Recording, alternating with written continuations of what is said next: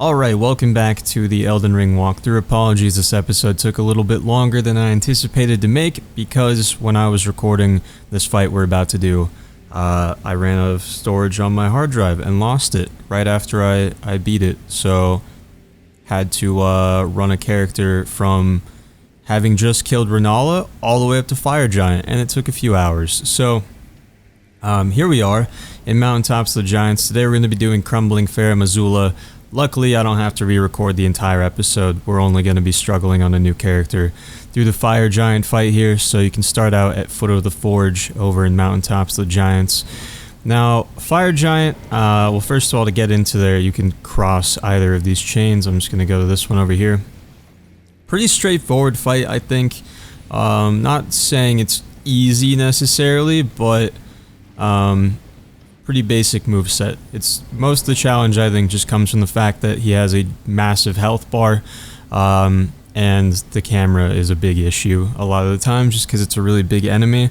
You can summon Alexander for this fight. I do believe that you have to have progressed this questline pretty much as far as it can go for him to appear here, but his summon sign should be just right inside here, basically. Can't remember off the top of my head how far we need to walk before it actually triggers the fight, but I feel like you'd be able to see a summon sign here by now, and it should appear right near the entrance of either one of the entrances to this area, and this whole plateau here is where we're actually going to fight him. Now, I do think that Alexander helps more than he hurts in this fight, even though it does have a really big health bar to begin with, and summoning is going to increase the size of that health bar by 50%. Alexander's pretty good at stunning him, so you can go in for a crit. That being said, if you do have any summons, you can't mount Torrent in this fight, which you normally can. Now, it's not a fight that I do on horseback necessarily, but lots of times the Fire Giant will kind of roll away to reposition himself, and since he's just so enormous, a single roll gets him really far away, like far enough away to the point that if you can mount Torrent, it just makes sense to do so to catch up with him. So that's just one consideration to make. I prefer not summoning just because, to me, being able to close the distance with Torrent, if I'm getting unlucky with him like disengaging constantly, is worth not having the distraction of the summon. That being said, that's just me personally. Most of his attacks you don't even have to deal with if you're behind him, so having anything to distract him can actually be super useful, but of course that's what Spirit Ashes are for, right? Now, as far as his moveset, in Phase 1 it's pretty limited. He's mostly going to just swing this giant like disc plate thing at you, and then he has a couple of pyromancies. One of them, he just shoots out like two really fast homing fireballs. And another one, he like gently releases a much larger fireball that floats towards you very slowly, and then once it gets close, it will detonate and leave like fire all over the ground. So for that one, you basically just want to like get close to it and bait it into exploding and then run away. Pretty self-explanatory. He does have a weak point in Phase 1 that we're going to exploit. His left foot has like a brace on it. It's broken. Very clearly injured. If you hit that, only after a couple hits it's going to break, and any damage or any attack you deal to that injured leg is going to do more damage. So in Phase 1, just focus all your attacks on that, and then as he approaches half health, we're going to go into Phase 2. He's going to lose access to, that's a weird way to phrase it, he's going to rip his leg off. And so you're gonna lose access to that particular weak point. His weak point will then move to his forearms, but those are pretty hard to hit, to be honest. So honestly, throughout the entire fight, Phase 1 and Phase 2, I think just kind of staying behind him is the play. In Phase 2, the big difference is, first of all, he loses access to the giant plate, but he can definitely still melee you easily with his arms, but his pyromancy arsenal expands quite a bit. He has the same fireball attacks that I already described. He also has one where it basically just rains down meteors, so you obviously want to run around and get away from those. And then another one where he like slams both his hands down, holds them on the ground, and a bunch of fire pillars will erupt out of the ground. But you can see a glowing spot on the ground before they erupt, so it's pretty obvious where you're not supposed to be standing. Basically, the entire fight is going to boil down to us just sitting right behind him and going for as much damage as we can before the pyromancies and stuff cause us to, or force us to move, and try not to get screwed over by the camera too much. That's about it.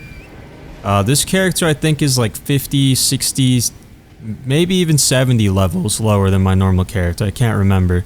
But I ran through the game pretty quickly, that would be why. Also, if he sends out this avalanche here, do a jumping dismount, get a ton of iframes on that. That's the easiest way to get through that, I think. But yeah, I do have like a bleed build, so that's going to help a lot here to speed things up. So you'll have to forgive me. I usually try not to lead into status effects too much on the normal walkthrough character, but sacrifices had to be made to get through the game in an afternoon. The other thing, maybe this is just me, like a mental thing in this fight, but I think sometimes when I fight large enemies, I expect them to just be like big, slow, and clumsy and like miss a lot. There, we got that break there. But he really doesn't miss much with that plate, so even though it's really big and like intuitively you just kind of want to get away from it, just roll through it like it's a normal attack. Like pretend he's normal sized and you're just rolling through a human sized plate basically. Because even though it's massive, the hitbox for the actual attack you really shouldn't treat any differently than a normal attack. So here's the obviously slow fireball. I'm gonna run in quick, detonate it, or trigger it for detonation. There he just did the faster fireballs with his offhand. Alright, then we get back in here, go for that injured leg.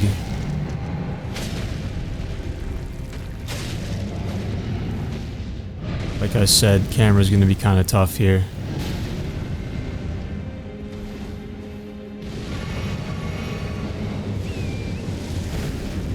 So that overhand is when he does the fast fireball, underhand is the slow one. Try to get him to move away from that fire. Ow.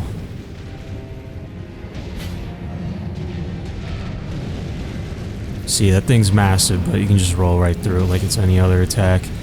Or, you know, if you don't roll, that's always an option, but it has consequences, as we can see. This kind of sucks. I flew through this fight on my other character, or through the first phase at least. Phase 2, even though he has more attacks, and the pyromancies are, you know, very dangerous, obviously, I do think it's easier, because he's a lot less mobile, and you can just sit right behind him.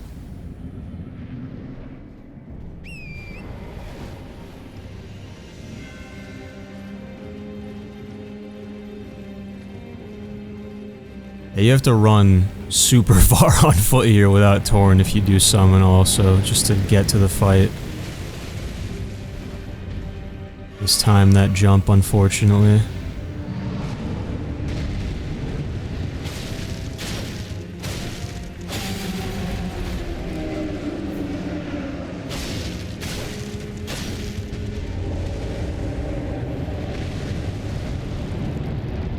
See just how far away he goes? Like, this is just super obnoxious to close the distance on foot.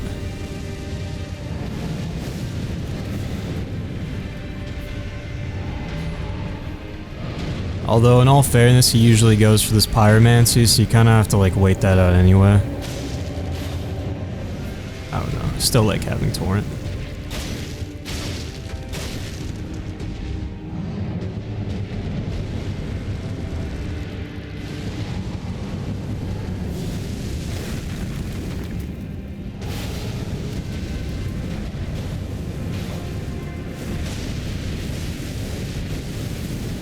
Oh, there's the firestorm. He doesn't do that in phase 1 very often. I forgot he could even do it at all. Like I said, usually get through this much quicker. Phase 2 is imminent though. There we go. Cutscene's gonna play, I'm gonna skip through that. And then now we just get behind him, kind of fight him like we would a Dragonkin soldier. Not to the effect of that sort of like behind the knee cheese we usually do with that enemy, but just stay behind him. Don't stand on any of these fire patches if you can help it.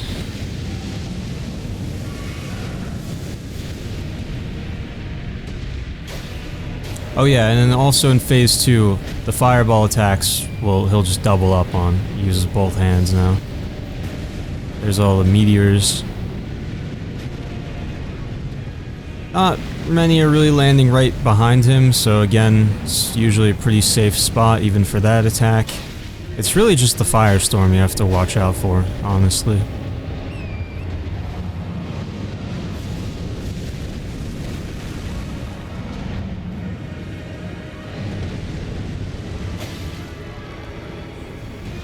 You can also stagger him. This weapon does like terrible poise damage, but if you do stagger him, you're gonna go over to his chest towards that eye to get the crit. Got some fire breath that you just never have to deal with if you're behind him. So yeah, I mean obviously he does have other moves that I'm not showing here, but you don't have to worry about them if you stay behind him, so that's what I tend to do. And you can see too here or in the cutscene that plays, his forearms are also like, they look burnt. It's the weak point. But they're hard to hit, especially with a thrusting weapon.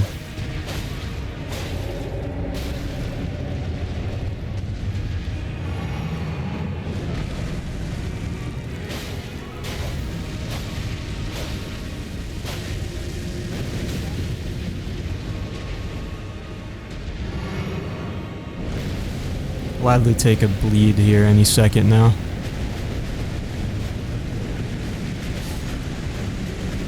Or not. Alright, so yeah, that's Fire Giant.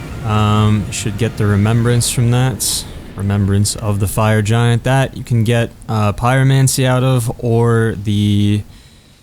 I think it's Red Braid something, I can't remember what it's called, but it's a red whip. I actually used it in the Kaled episode of the walkthrough. One of my other characters that I had to switch to since I lost the recording for that episode was using it.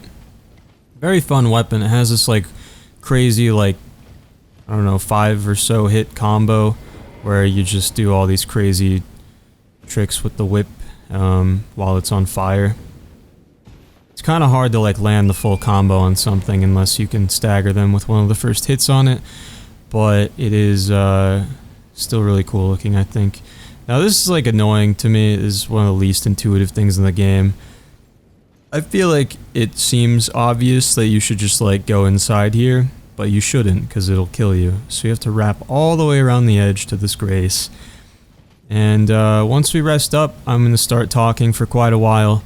And right at the beginning of this Yap Fest is where I originally lost the recording, or ran out of space on my hard drive, I should say, which consequently made me lose the recording. So back to our regularly scheduled programming. Catch you later. Now this is a big point of no return in the story, so let's talk about things that will become inaccessible once you go through this sequence of events here. Basically everything in Leyndell, except for the sewer area below it, also known as subterranean shunning grounds, that you will still have access to, but the rest of Leyndell will change. It gets buried after we burn the Erd Tree, which means any items and quest lines there will be inaccessible.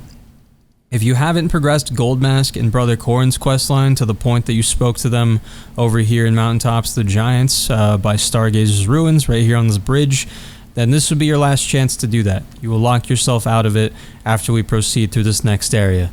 There are also tons of important items in Leyndell, including Seedbed Curses for Dung Eater's questline, and by extension, the Blessing of Despair ending that he will unlock for you. If you've been following along with the walkthrough, we have gained access to all 5 Seedbed Curses you need for that, so you can go unlock it right now if you want. There are Cracked Pots and Perfume Bottles in Leyndell you might want to grab. The Sanctified Whetstone, which you'll need if you want to apply any Sacred or Lightning affinities to a weapon. prayer books, various incantations, talismans, all kinds of weapons and armor, including the Bolt of Grandsax, which is a legendary weapon that you'll need for the Legendary Armaments achievement, so that whole achievement is also missable here. Basically, just be absolutely certain that you don't need or want anything else in Leyndell before you proceed here. Now then, this is also a big point of no return for the endings of the game. I've explained this in some capacity many times in the walkthrough now, but obviously I'm going to say it here again because this is the moment of reckoning. There are 6 possible endings in Elden Ring. 5 of the endings you can choose between freely after the final boss, but that one other ending is the Lord of Frenzied Flame ending, which you will actually have to commit to right here, right now. If you inherited the Frenzied Flame, there will be an option here to listen to the sounds of flame, and the cutscene for that will play. If you did not inherit the Frenzied Flame, like myself, then instead you can talk to Melina, tell her you're ready to proceed whenever you are actually ready, and that will play the alternate cutscene. What we're doing here essentially is just choosing whether to burn the Erdtree ourselves with the Frenzied Flame, or let Melina do it herself her way. If you want to use the Frenzied Flame, then you need to have inherited the Frenzied Flame, obviously, way underneath Leyndell and Subterranean Shunning Grounds, which you can see how to get to in the Subterranean Shunning Grounds episode of the walkthrough. It's way at the end of that episode.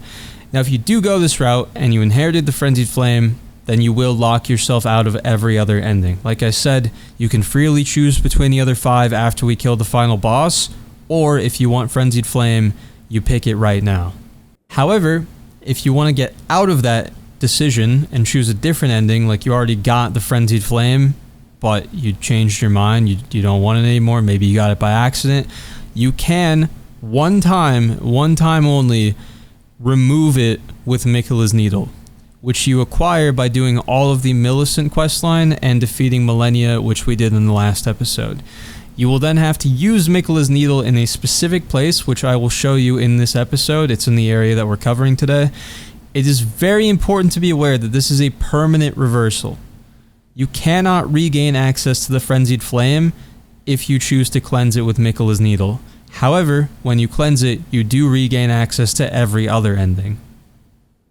If you don't get the Frenzied Flame or you remove it with Miquella's Needle, then once again, after we kill the final boss, you can choose between any of those other 5. I keep saying it over and over again, it's redundant, but it's the end of the game, you've been playing it for a long time, you need to know what's going to happen. That's all you officially have to decide right here though. Do you want the Frenzied Flame ending, or do you want one of the other 5 endings? That's what we're deciding right now. Now the caveat to that is that you will need Leyndell to set up a couple of the endings, so I'll just briefly go over how to unlock each ending now, so you'll know whether or not Leyndell is something that you need to be worrying about, and whether you need to double check and go back and make sure you got everything before it gets destroyed.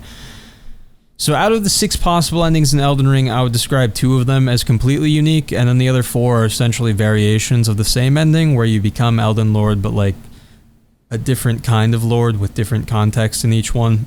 So first of all, Age of Stars ending, aka the Ranni ending, and to unlock it, you just do Ranni's entire questline. Nothing to worry about there, nothing to do with Leyndell, all good.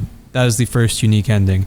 The second unique ending is the Lord of Frenzied Flame ending, and once again, to unlock that, you need to meet with the 3 fingers at the Frenzied Flame prescription below Subterranean Shunning Grounds, inherit the Frenzied Flame, which you will then use right here at Forge of the Giants. That's how you unlock that ending.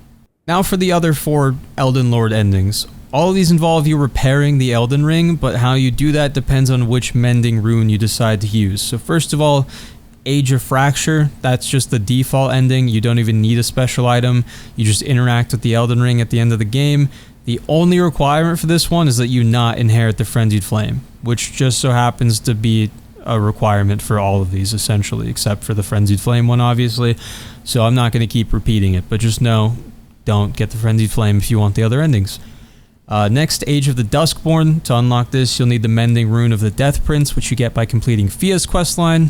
Nothing to do with Leyndell, all good there. Next we have Blessing of Despair, which requires the Mending Rune of the Fell Curse. To get that, you have to complete Dung Eater's questline and bring him 5 Seedbed Curses. 3 of the 6 seedbed curses in the game are located in Leyndell. So if you want to do this ending, I highly suggest just taking care of that and giving them to Dung Eater right now to get the mending rune before you continue here, just to be safe. Also, I'm not sure if this was patched in later or it just took a while for me to find out about it, but one of the seedbed curses in Leyndell is in that alternate roundtable hold area, which does get buried after we burn the Erd Tree, but for whatever reason they decided to be forgiving with that one item, and it will move to a new location outside that building. So if you're just in a super specific situation where you're 1 seedbed curse short and burn the Erd Tree already, maybe you're not screwed. Maybe you can still go get that, but just wanted to throw that out there. And then lastly, the Age of Order ending, which requires the Mending Rune of Perfect Order, and you get that by completing Gold Mask and Brother Corrin's questline. You're actually going to pick this one up in Leyndell after you burn the Erd Tree, so we need to move forward here to actually finish those questlines technically, but the steps leading up to that occur in the Old Leyndell, if you recall. We covered that in one of the older episodes, so you need to complete their quests up through speaking to them here in Mountaintops of the Giants, like I said. Once we complete this next zone, they will move to the new Leyndell area, and you can grab that Mending Rune. So, those are the ending choices you have. If you're interested in achievements, by the way, there are achievements for Age of Stars, Lord of Frenzied Flame, and any of the Elden Lord endings. So since you don't need a Mending Rune for the default Elden Lord ending, you don't even have to do any questlines for that one if you're only interested in the achievement. Now, lastly, just technically speaking, because I feel like someone's going to point it out if I don't say it, even though I just made a huge deal out of all this, the irreversible destruction of Leyndell happens after we kill the final boss of this next zone. So you can actually warp out of this next area at any point before that and still have access to Leyndell as we know it. But now is probably still just the best time to tie up loose ends. There's no reason not to. With that, I am going to proceed on this character without the Frenzied Flame, which means talking to Melanie here. But no matter which choice you make, we will end up in Farum Azula at the end of this cutscene.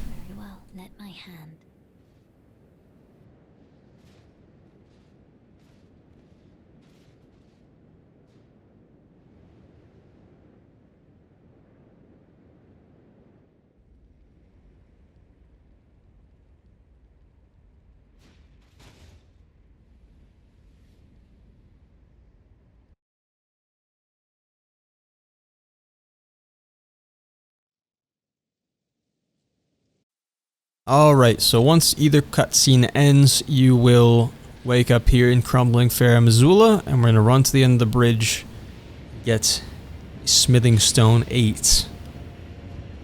All the trouble in the game has led to this moment. This Smithing Stone. Nice. We can quit now, but I'll keep going. Drop down here, Golden Rune 9. I didn't like that. I'm definitely falling off of something today, I can feel it.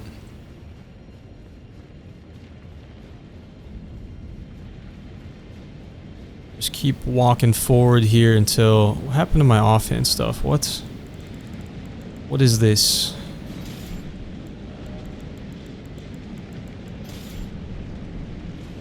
Okay, we're back. Alright, I like to wait for this patrolling guy to come over here, then drop down and backstab him. I can never remember how many of these guys will actually hop up if you don't bother them, but... That was an insane backstab. I would be reporting me if I was him.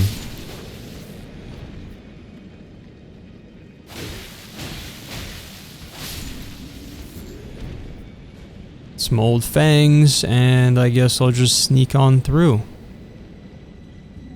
Couple more of these guys in here.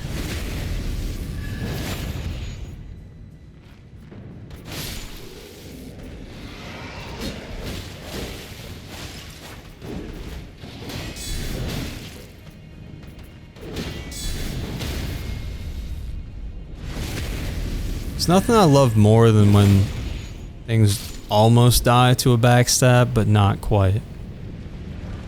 One of life's simple pleasures. So grab a lightning-proof dried liver there, and then you can come in here for a grace. Which, like I said, allows you to fast travel. Well, actually, I have to rest first, I guess, to clear the teleport block. But yeah, now we can fast travel anywhere in the world we're good to go. Lane Delph's still normal. Even though the Urge Tree burns in that cutscene, the whole like time skip thing doesn't actually happen until we kill the final boss here. So you're good to go.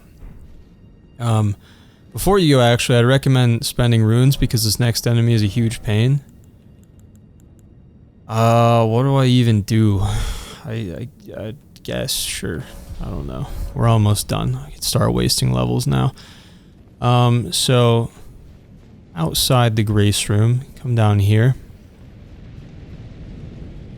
And drop down carefully onto this slanted platform here. And by the time you run about halfway across, a dragon's gonna land. This one is... It's one of several ancient dragons in this area. They all have similar movesets to Landsax and Fortisax, with some slight variations, like this one has Landsax's moveset with the addition of Fortisax's Dive Bomb, for example. Since it's nothing we haven't seen before, I'm not going to bother breaking down the whole moveset.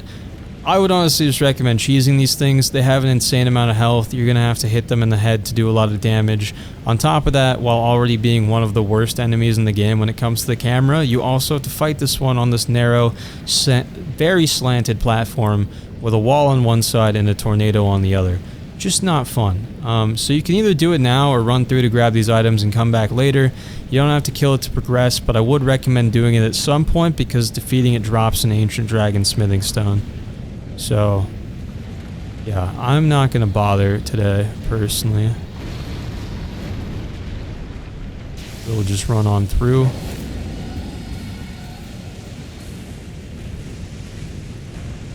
Get a couple smithing stones, dragon wound grease on this last one, which is probably not worth getting that close to the edge over. That was close, but we're okay. Smithing stone 8, and another grace.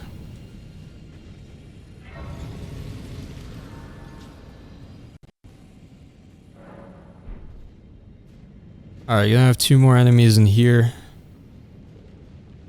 One of them is sleeping right there on the floor, so let's come over here and backstab this guy first.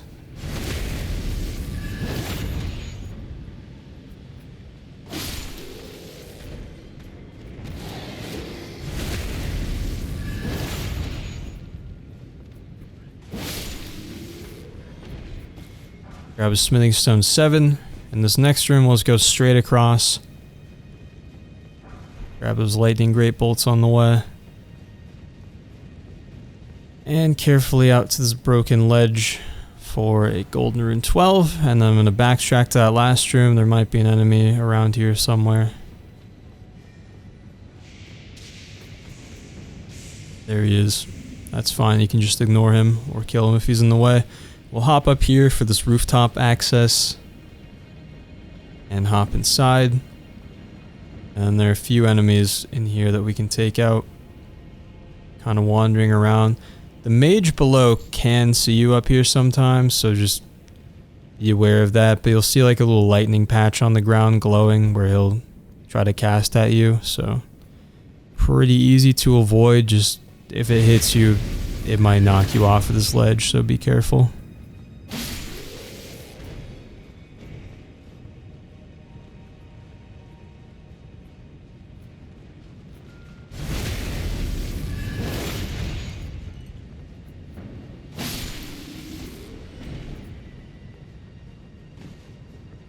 Alright, we'll make our way to the back of the room now.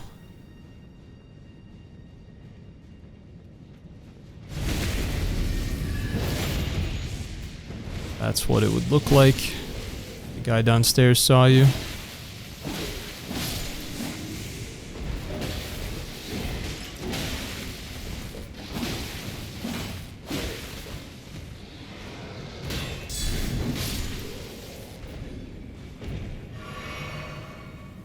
Get a great grave gloveworts, and then now we can go back to the bottom floor and just clear out the rest of the enemies who are going to be kind of all over the place.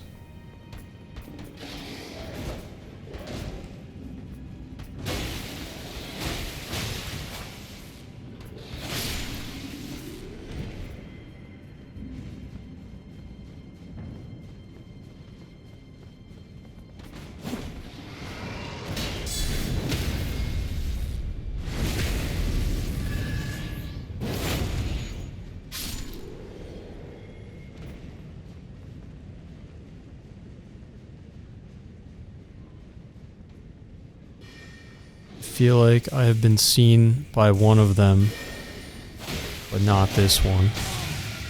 There was not lightning there.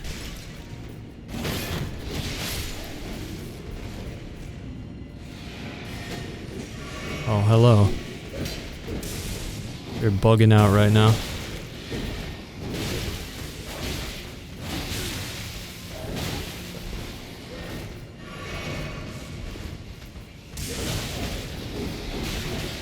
Oh, they're so fast.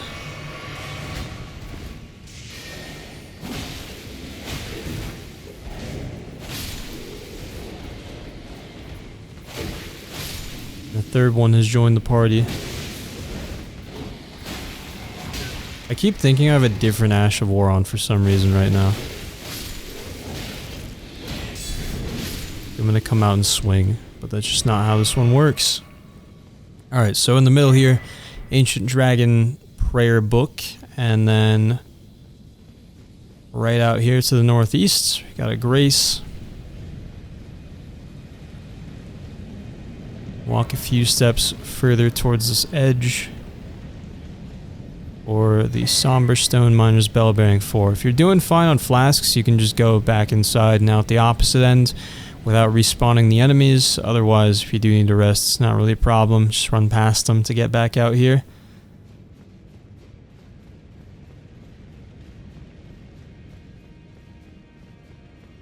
And we'll look over here to the right for Heroes Rune 2, and then take this lift down. And just in case you do die down here, we'll send the lift back up too. Because if you do run past all the enemies and you have to wait for the elevator, it's going to get awkward. Alright, so we're just going to hug this wall over here to the left to avoid a worm face ambush that would happen if you followed the path straight. And not behind this tree, but the next one, I guess.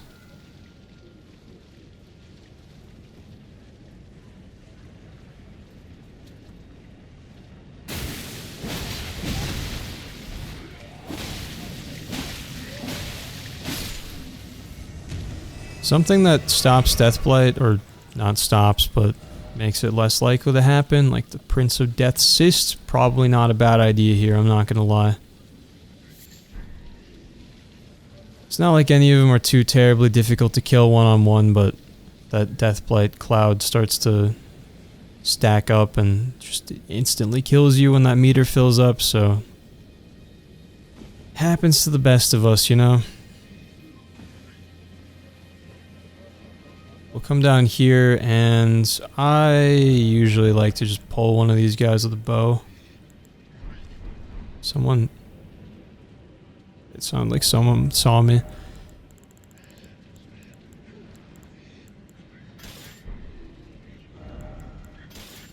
I have a nice bow, I forgot.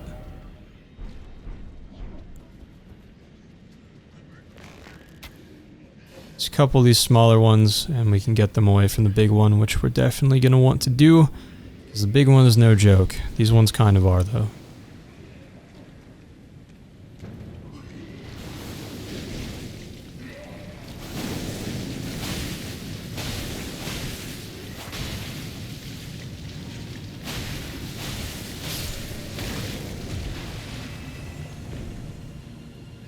See, that nearly would have killed me if I didn't have this talisman on.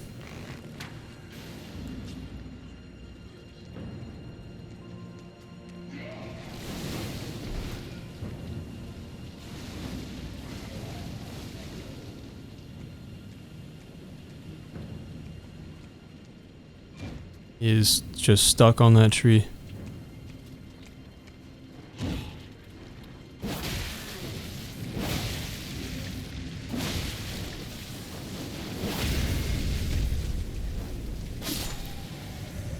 Oh no.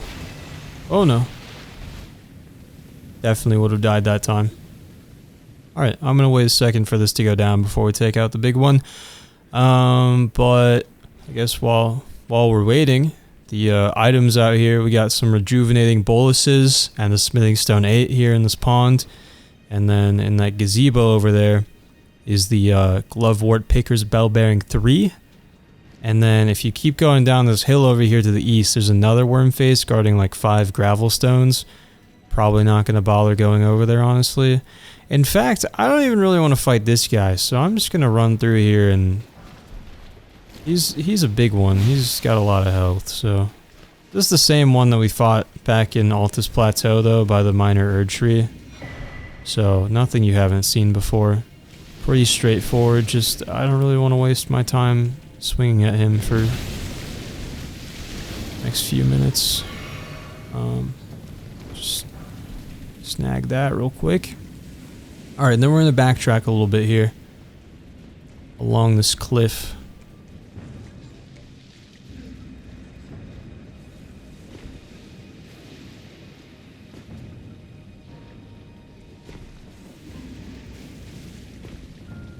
I'm being impatient, so I really do sense a death blight in my future. Hopefully I'm wrong. Over here, by the way, there's this ladder here. Make a mental note of that. We'll be right back. And then there's this guy here too. So if you get unlucky, he can just like keep spitting death blight at you over and over again while you try to climb the ladder. Looks like that guy can actually reach over here too. It doesn't happen very often to me, but it can happen, so... That's one of the reasons why having this talisman on is kind of nice. We'll kill that dog. Come down here. Snag this item from the front of the tree. That guy by the ladder chases us over here because he hears us attack the dog, which lets us freely climb up this ladder. See, look, he's doing it, but that wall is blocking him. They can't climb the ladder, so it's all good.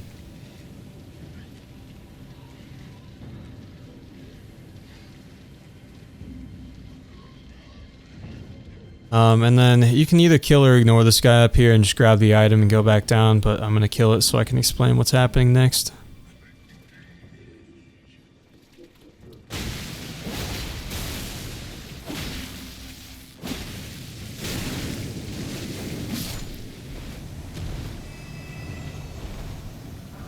Grab another smithing stone 8. So we're going to make our way back to the lift, and depending on how many worm faces are chasing you, it might be easier to just warp back to the last grace and take the lift back down here, but it's not too far of a run either. Actually, no, I'm changing my mind. This is going to be sketchier than it needs to be. So go to Tempest facing balcony.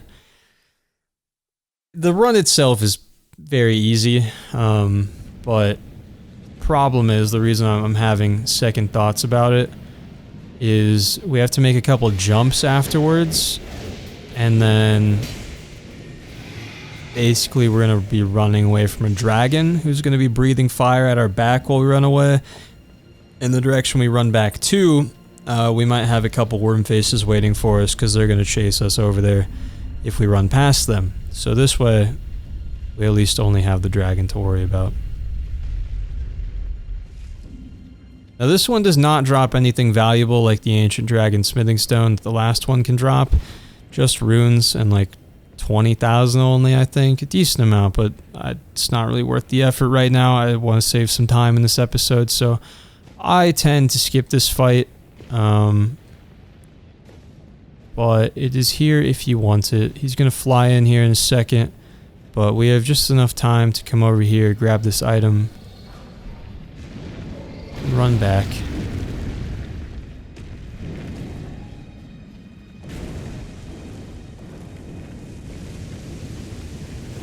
Oh, I thought I didn't jump far enough there. That was going to be tragic.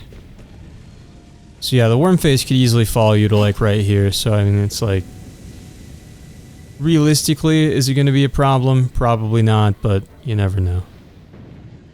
So I'm just going to wait here a second so I can warp, and we'll go back to Tempest facing balcony.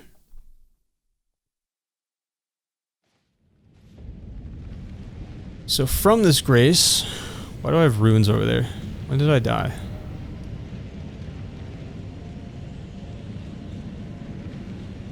Wait, those are like... What?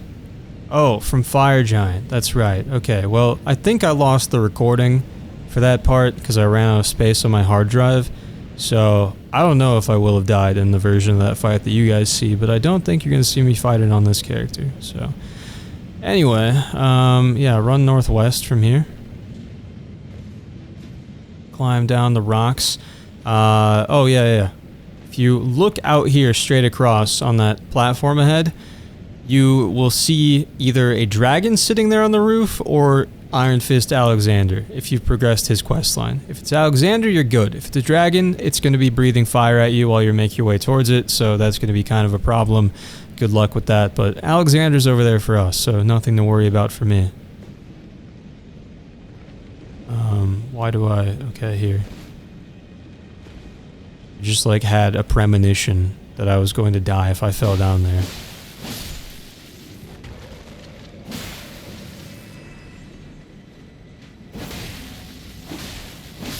So you got some skeletal beastmen here, which just work like regular skeletons.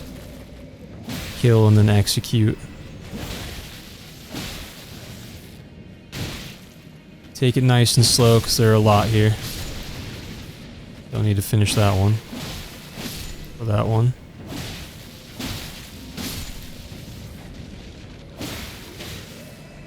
I've had enough of you. Alright, so right next to that archer, got a golden rune 9.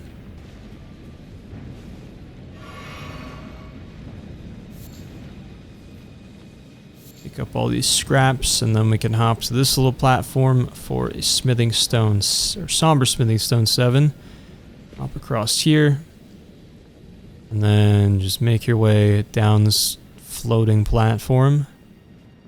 Grab some golden arrows on the way, and then all the way to the bottom, and then we'll just drop straight into this hole right here. Probably in 2 steps so you don't kill yourself.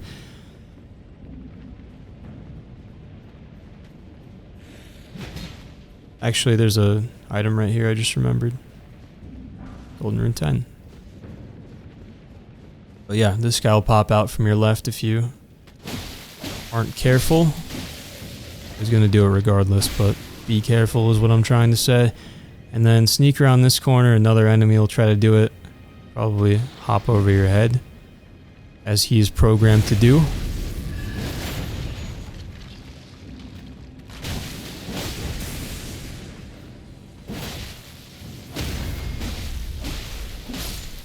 These guys are beefy.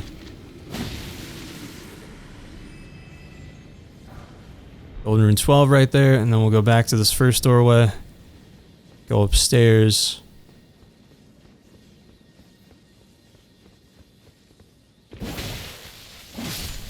Kill that guy. And follow this ruined path over here. Nice, dude. I love this game so much.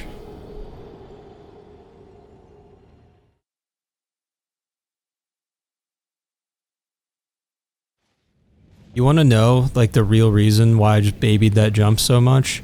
It's because the little broken pillars here, just like the ones I just hopped over, look at that, they have collision. So last time I tried to make it, I clipped my toenail on it or something, and it just knocked me completely off course, and I went flying into the abyss last time I ran through here too.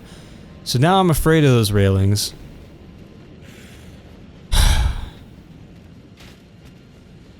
Just lock in. The game's almost done. We can do this. Alright, we'll try this again. Big boy jump. See? Look at that. Railing knocks me out of the way. That's what I was afraid of, but it worked out. So we'll come up here, climb the ladder.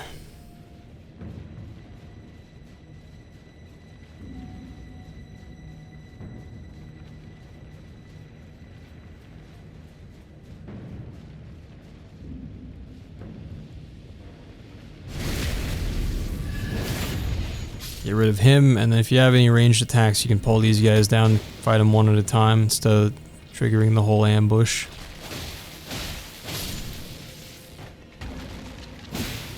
I think I can take 2, so let's grab that. Great Grave Gloveworts. There you go. Right on cue.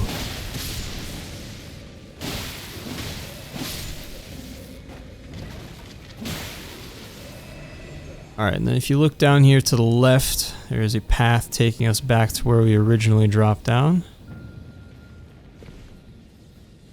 And then there's going to be a guy patrolling in this hallway.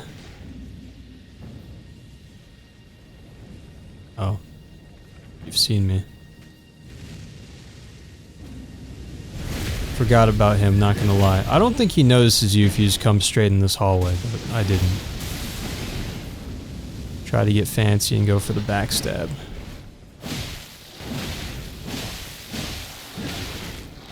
Alright, we're not staggering. I can see that now.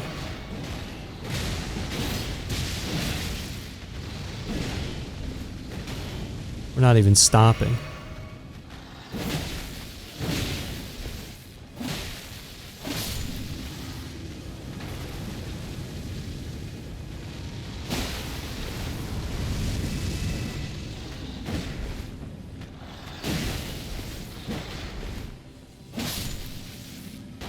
Relentless. Alright. Grab the gravel stones. Definitely worth all that effort. Somber Smithing Stone 9. And then over here we can hop across to get a Grace.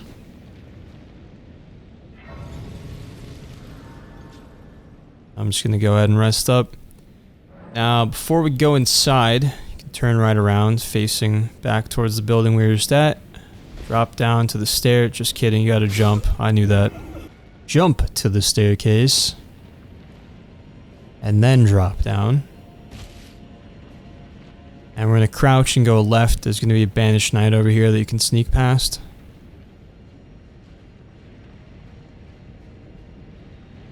For a rune arc. We'll go back to where we landed and go inside.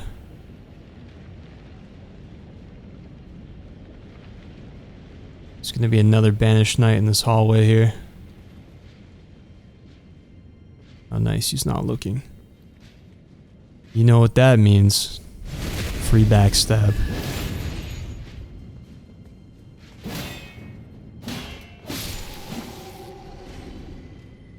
Okay, so here there's this guy facing the altar and there's another one like outside.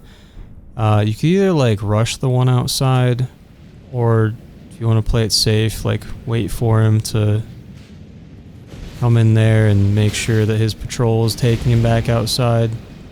Whatever you gotta do to not fight him at the same time that you fight the sword one in there. There's 1v2ing these guys, which is not a good time.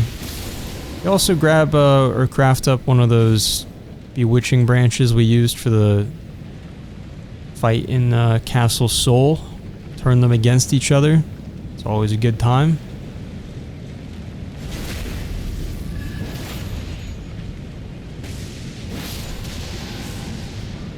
The Azula Beastman ashes, and then we'll go over here. Drop down.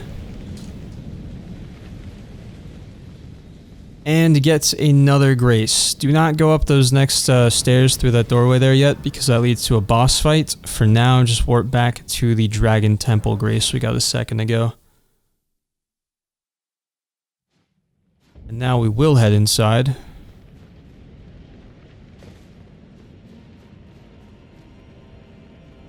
Go left for a Golden Rune 11, and then back the opposite way. It's going to be Banished Knight. You can wait for his patrol to run its course if you want to get a backstab on him, but I'm just going to send it. Nice. Perfect roll there by me. Patting myself on the back right now. Alright, got a Smithing Stone 6 right here, and then further inside, gonna be another Banished Knight you see there just up ahead. Perfect timing. And there will be one more patrolling this next hallway around the corner.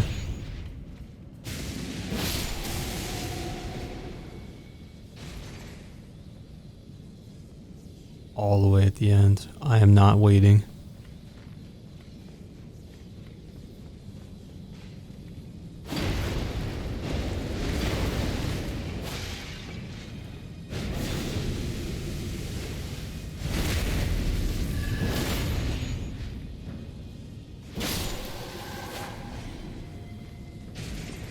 Alright, and then if we keep going all the way to the end, find one more Banished Knight overlooking the edge. This is one of those dual sword ones, so just, I mean, knock him off the edge if you can, I guess.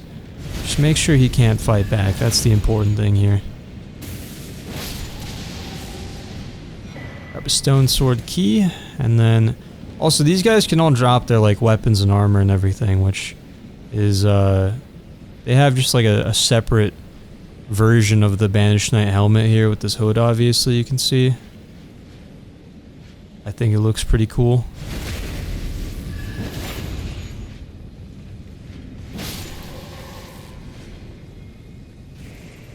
Go to the end of this hallway here for another item.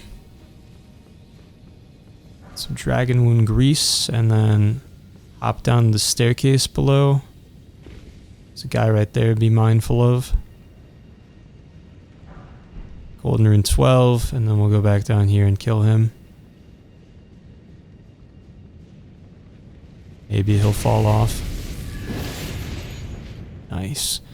Going into this room right here, it's the boss room again, just a different entrance. There are actually 2 other entrances, so we don't want to go in there yet. Keep going along this ledge here instead.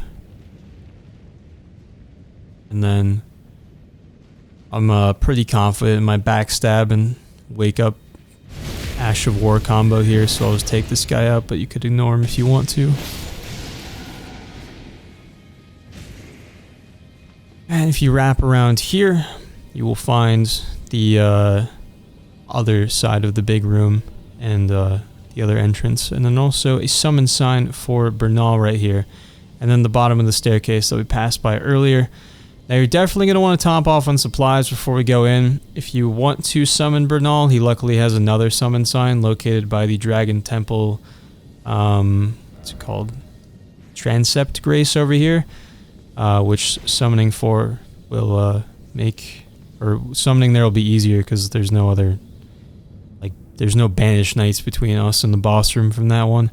But the boss itself is the Godskin Duo, an infamously terrible boss, which summoning for will make far more manageable if you choose to fight it normally, because you can keep one of them distracted, hopefully.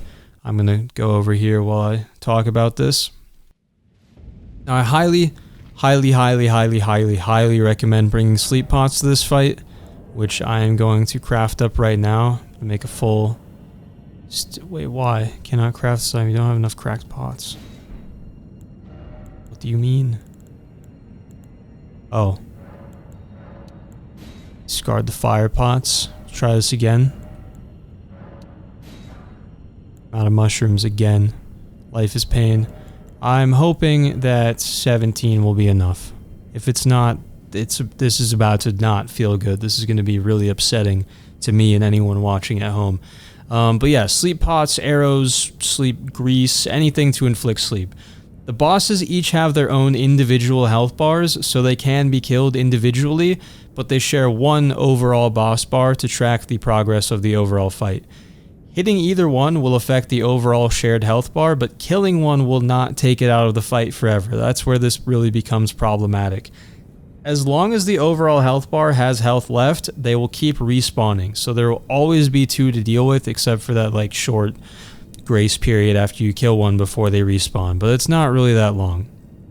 Utilize any means necessary to keep them separated, whether it be by sleeping one and focusing the other, summoning players, NPCs, or spirit ashes to distract one, or using the pillars in the room to separate them and give yourself space to heal. There are some spells, incantations, and weapon arts that can hit through these pillars. These like really big ones I'm staring at right now. So like obviously my weapon is not going to reach the other side of that if I were to swing into it.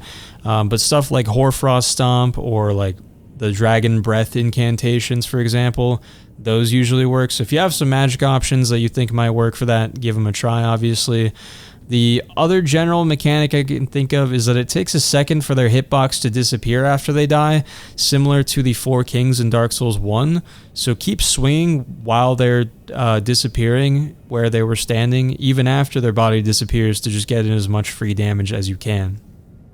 One other fun strategy I've seen, which I cannot demonstrate since I'm not using an intelligence build, but I'm sure you've probably seen clips of people using the Common Azure sorcery with Terra Magica and the Cerulean Hidden Tier for temporary infinite FP.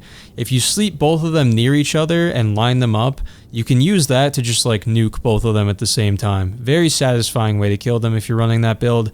If you are, I kind of doubt you need a guide for how to kill anything in this game, but I just thought I'd throw it out there if you hadn't considered lining them up to hit both at once.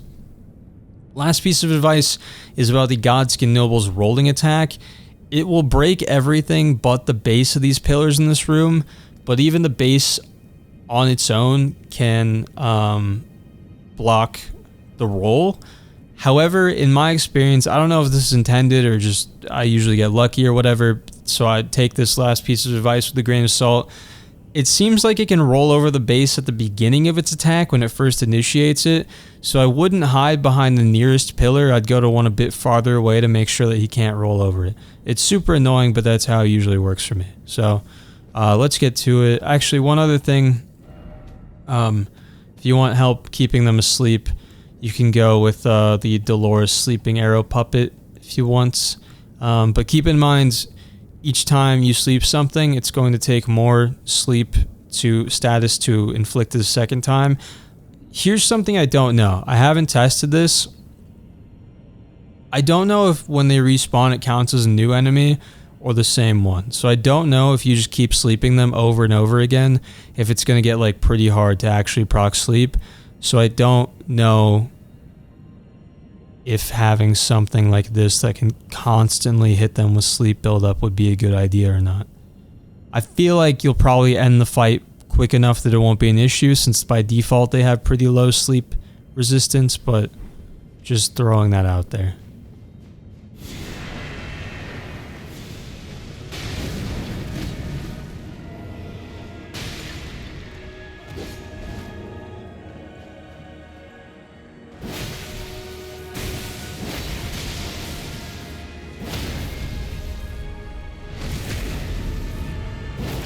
If I remember right, sleep should last for like 60 seconds, so just keep that guy over there. Wait a second for the other one to respawn. And you saw me like continuing to hit his corpse there after he died.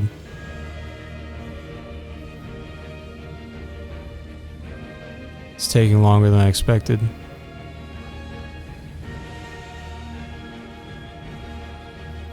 Alright, I'm gonna do it. I'm gonna wake you up. Don't make me regret this.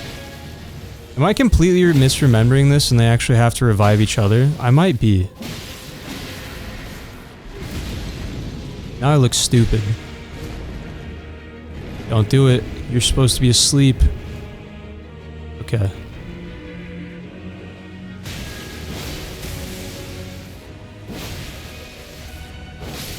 Whoa, I completely misremembered this. That's crazy. Okay, now you're back.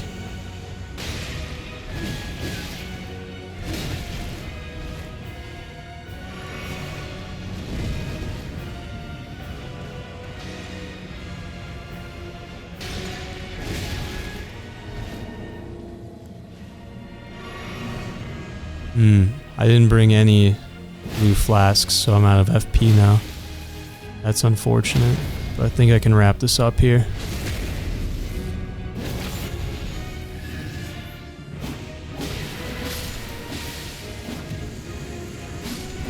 Nice. So you get the Smithing Stone Miner's Bell Bearing 4, the Ash of War Black Flame Tornado, and go ahead and activate this Grace.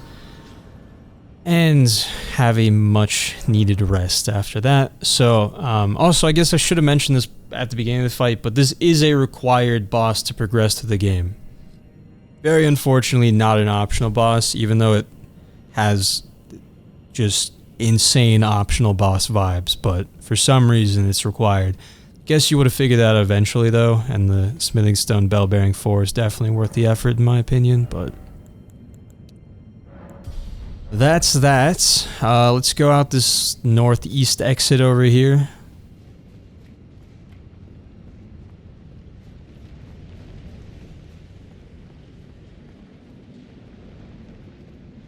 We'll drop down on this enemy.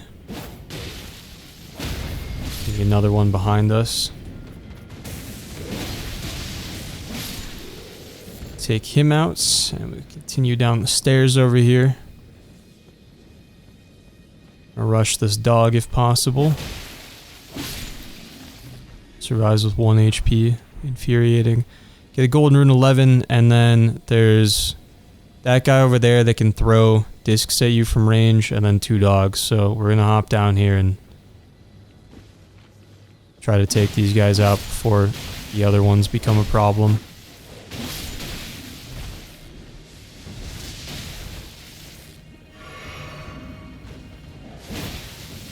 These guys are so annoying.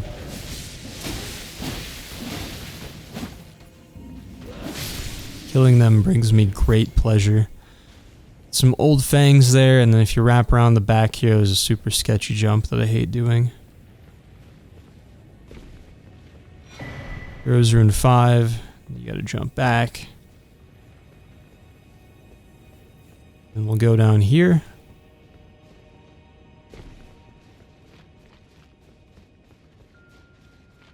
Run all the way to the end. Take you out.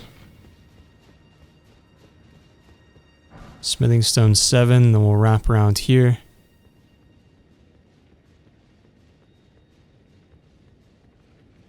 And there's one sleeping in front of that fire, but one will try to ambush us from the left here.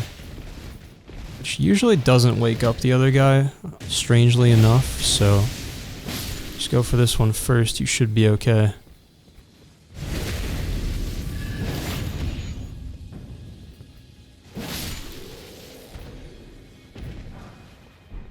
Some lightning grease there, and then we'll backtrack a bit.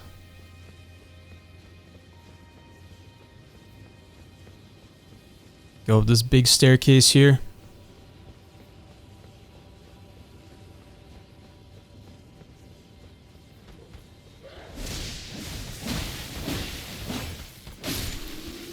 Take you out, and straight ahead there should be a couple more in this room. One's hiding off to our left, so we'll just run up and backstab this guy first.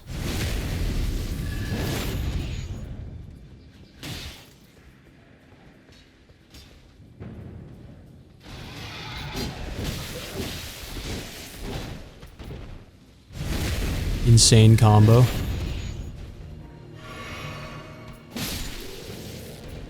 Alright, and then check behind here for Somber Smithing Stone 9 and crack this open with a Stone Sword key or 2.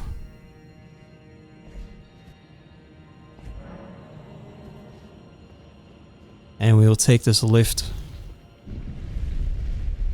up to the top for another grace. And where does the lift in the Dragon Temple take us? If you guessed Dragon Temple Lift Grace, you win a prize. Alright, so there are a ton of skeletons in this courtyard ahead, so we're going to take it slow and loot the item, the big juicy glowing yellow item in the middle of that bowl when it's actually safe to do so. So there's like this guy with the scythe that's a caster, this regular guy, but then the ones that aren't, that you can't see yet, that haven't assembled themselves, are like the giant ones. So we can take these guys out as quickly as possible. And then just fall back as far as you need to be safe from these ones.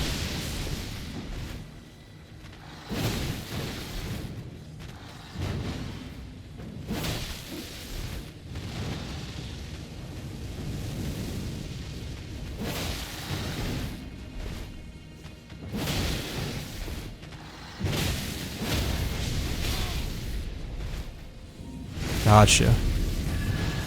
They're just absolute tanks.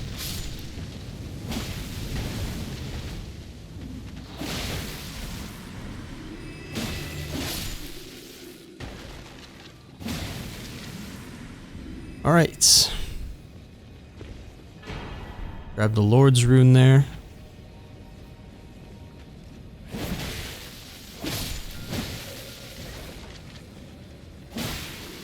Take you out, follow this path over here. We're going to drop down next to the staircase to land on a dog. Or not. One more skeleton here.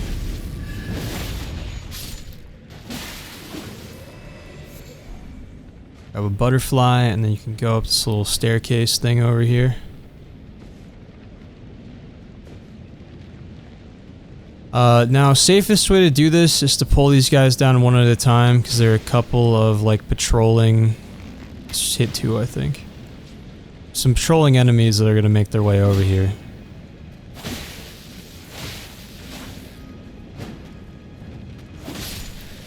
I'm just going to send it. We'll be fine.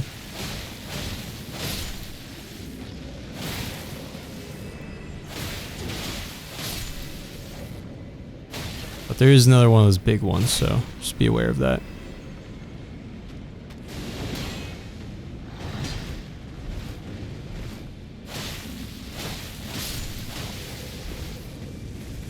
And there's a patrol over here, but they're like very passive, so shouldn't really have to worry about that. Another one in the tree here fell down.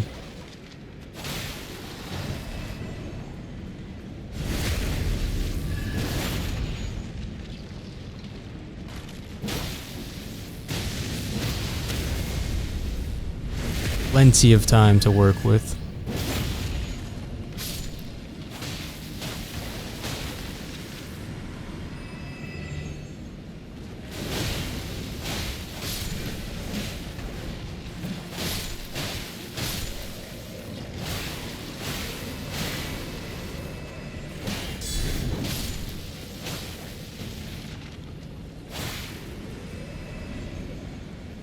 Alright, and then at the base of this tree, you got a golden rune 12, and then at this ledge over here, smithing stone 7. And we'll climb up here towards this next tree. Blinding sunlight.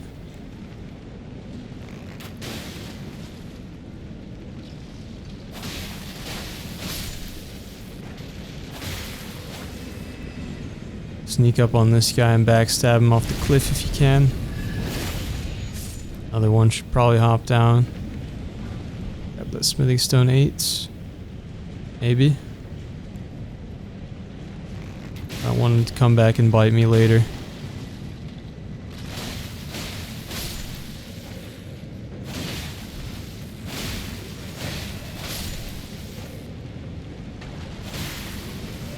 Alright, so if you look down off this cliff to the east... Is that all of them?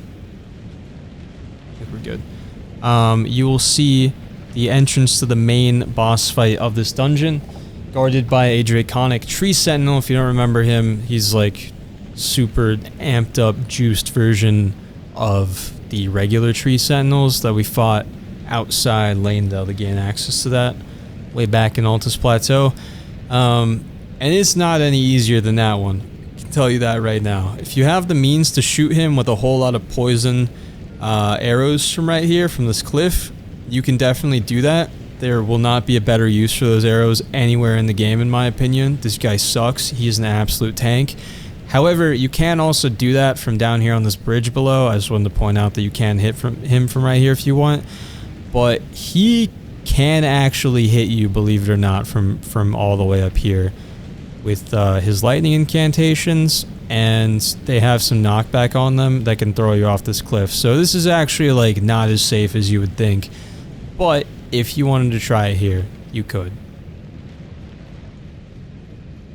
I don't really have a good enough source poison right now. If you stacked like the serpent bow with serpent arrows, that would be really nice. But I mean, it's gonna take probably like 8 to 10 procs of poison to kill him just because he has so much health.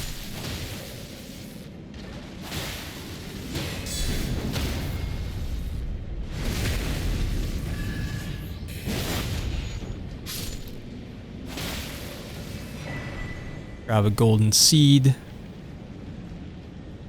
And then we'll run down over here. There's a dragon to our left, so try not to let this guy run in that direction.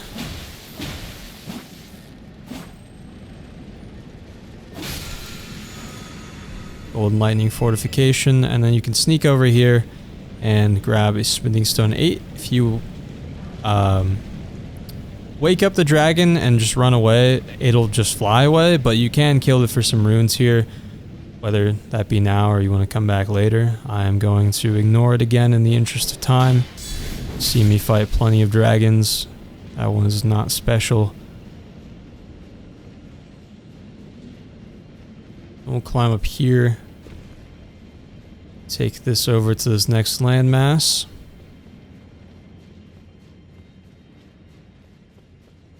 And just keep making your way west, hopefully towards Alexander, but if you have not progressed his quest line, then that dragon should still be here, and you'll be able to kill that if you want. So we are going to speak to Alexander, since we've done all the hard work.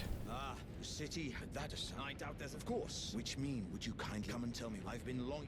And whenever you're ready for a fight, go ahead and talk to him again. Grant him the duel that he wants. He has some flashy moves in this one that he doesn't usually pull out when we summon him for help, but there's really not much to it. Unfortunately, our old pal doesn't put up much of a fight. Can bump you off of this platform pretty easily with a couple of his attacks, though, to be honest with you, so just be careful. But talk to him again. It was a marvelous battle. I implore you, take what I bequeath from inside me. All vessels are destined to one day break, but the great Alexander lived as a warrior to his last. And after exhausting his dialogue, he will shatter, and you'll get the Shard of Alexander Talisman and Alexander's Innards. And that is the end of his quest. The Shard of Alexander is really nice. Greatly boosts the attack power of skills, which would be Ashes of War. So, yeah. Ashes of War. There are lots of very, very, very strong ones in the game.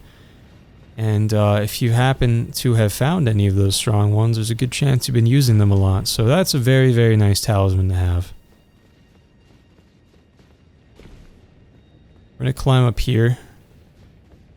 This path is a little sketchy. Not a big fan of it. A little bit slipping and sliding that I just don't approve of.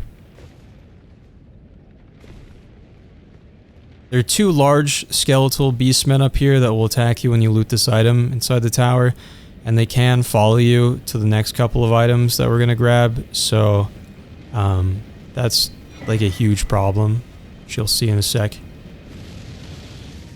So I usually like to take them out while I'm up here.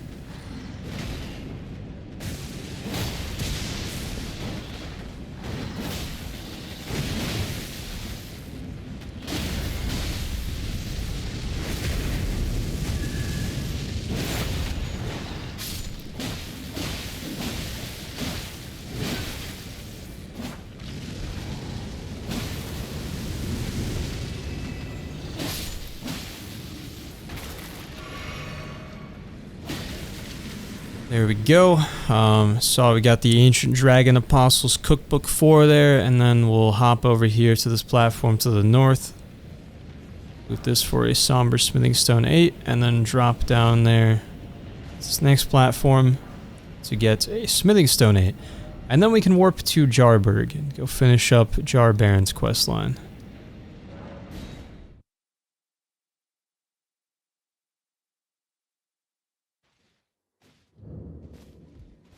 So we'll go speak to him.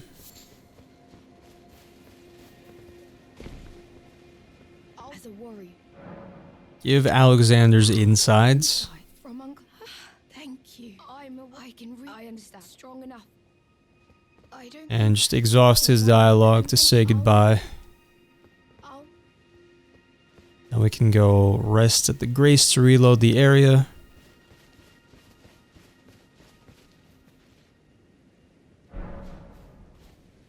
And go back to where he was sitting. See an item over there for us. You get the Companion Jar Talisman, and that is the end of Jar Baron's questline. So with that, warp back to Dragon Temple Lift. That's not even Farum Azula. I don't know what's wrong with me. There we go. I do that often. There's like random, like super cluttered kind of round areas off on the edge of the map. Alright, so let's go down the elevator. I can't see anything. Alright, it's there. Good, that makes sense.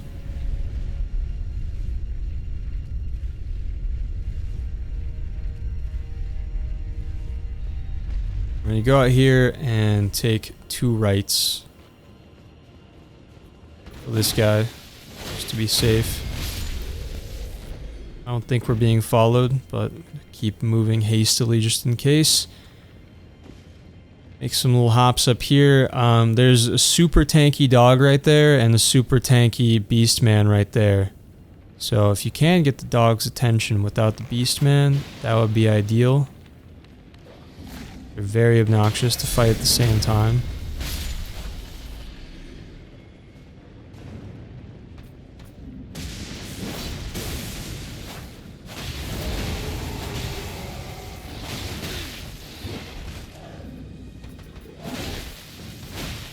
This guy's more on par with like the boss variants of the beastmen that we fought. Get an ancient dragon smithing stone right there. And we will make our way back where we just came from. Back on this weird floating pillar. And then go downstairs.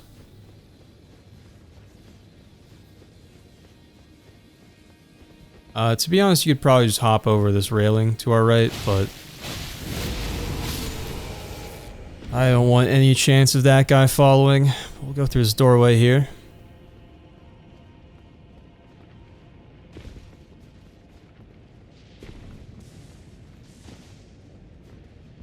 And all the way to the end. For a golden rune 12. And there's a little bit that was hidden under the platform above. The Dragon Crest Shield Talisman +2. Which is worse than the Dragon Crest Great Shield Talisman that we got from the Halig Tree, so not really of any use to us. Alright, so inside here, we'll go inside and up the staircase to the right. There's going to be a dog here patrolling the staircase.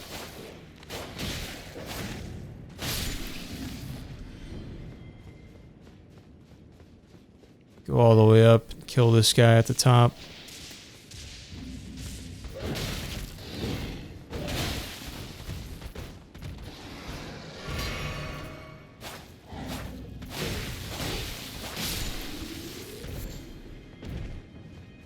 Some gravel stones. To be honest, it's not really worth coming up here. Dappled cured meat, that's the prize for all that trouble. Alright, so back downstairs.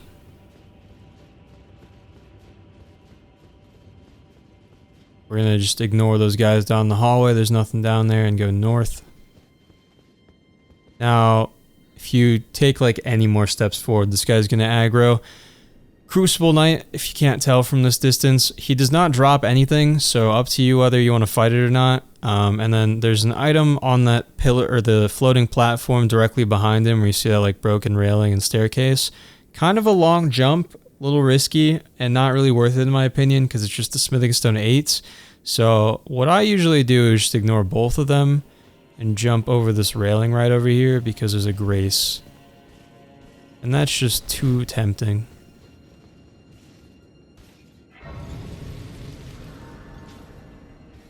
So I'll rest up and reset him. And then we can hop down here.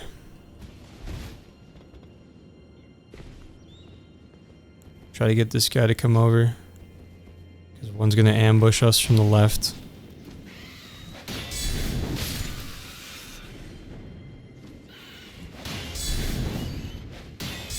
These guys are just absolute hell spawn.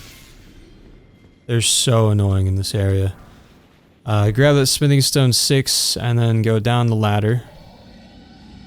That dragon's gonna notice us and start just filling this place with lightning bolts, but we'll be back for for him in a second. For now, we turn hard left and hop down here. Wrap all the way around to the other side.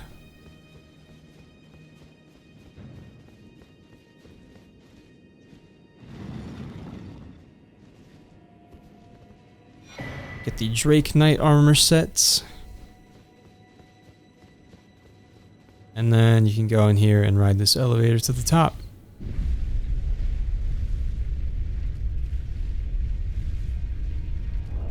Don't really need these sleeping pots anymore.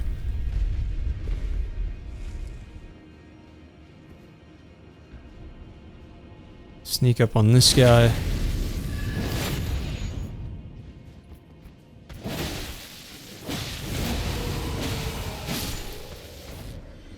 Take him out, get some lightning great bolts, and then you can hop down here and rest if you want to. I don't want to respawn those eagles though, and I have plenty of heals, so I'm just going to leave that alone. And then this time, after the first 2 eagles, we're basically just going to keep running all the way up to that dragon ahead. You can feel free to ignore the eagles. Some of them are going to be able to follow you up to the dragon. Not too many of them though, usually, if you're like sprinting through here fast enough. And we're going to take out the dragon. It's very low on health, so it's not as bad to deal with as the other ones. It's like the same fight, but you don't have to do the whole health bar. And just be aware that the eagles can come in and bother you, so keep your eyes peeled for that, but the dragon can also like kill them in his infinite rage. Over here though, maybe it's down below. Yeah, it's down below. Some Arteria leaves, I believe. Here we go. And now we just run.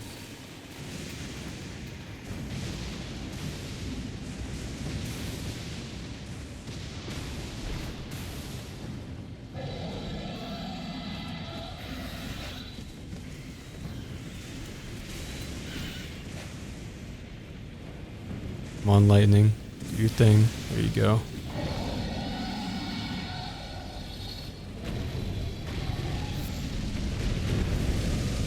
Hopefully that fire kills off all the birds. Looks promising.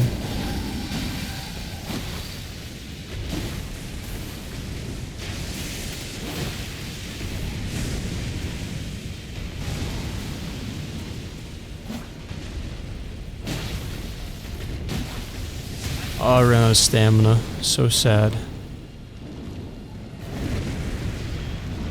And there's an eagle on me now. There we go. I'm more worried about them than the dragon, I'm not gonna lie. We get an ancient dragon smithing stone for that. Wonderful. Golden rune 12, and there's some Fulgur bloom on that other corpse. Run up here to this gazebo. Somber ancient dragon smithing stone. By the way, just pointing out, that went swimmingly for me. The fact that he killed like most of the things following me with that first flame or fire breath attack, that was great. Sometimes that goes horribly and I'm just getting harassed by the eagles nonstop, and it's just terrible. That's why I called them Hellspawn. They usually ruin my entire day. Week even. I hate them. I hate them so much. So, yeah. Now over here, sorry, from the gazebo, we'll do this first.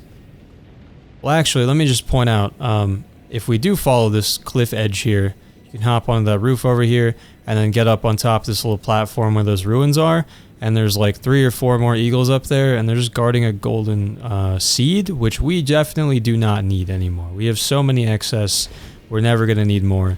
So I'm not even going to do that after we get done with this section, but it is up there if you want it.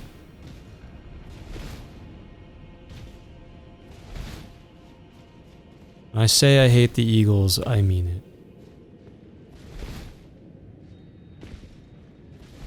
Not the football team. They're fine, I guess.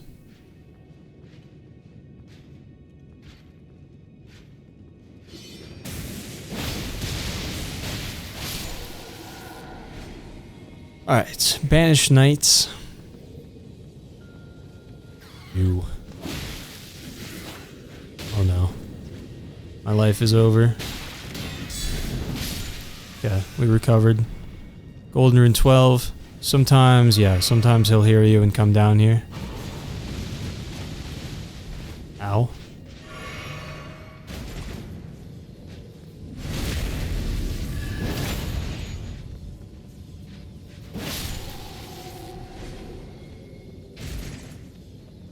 So take care of the bird and the knight, or maybe just the bird, and then climb up here. And if that guy doesn't hear you, then he'll be guarding this chest over here, but seems to like hopping down most of the time. Get the dragon tower shield, and you can ignore this other guy over here because he's not guarding anything important. And then we will go up this lift over here. I don't think there's anything back here. Let me just double check. We're good.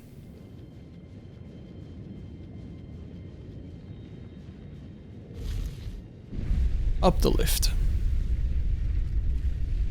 And there's going to be some beastmen fighting a crucible knight in this next room up ahead. So they're all distracted. You can just run past them and climb up the ladder behind them if you want. Or if you want to fight, the Crucible Knight is pretty much always going to win this fight. If you do want to fight him afterwards, you can bait him to like fly through these windows into his death with his glowing winged attack. Oh my god, okay. Usually they don't like go in this back room for me. This is kind of unfortunate. I'll just let them finish this up. Not me, there's another guy. There you go. That throw came in so clutch. Alright, so now we're gonna lure you away. He can't climb the ladder, so if we can get to the ladder without him killing us, we're in the clear. Adios.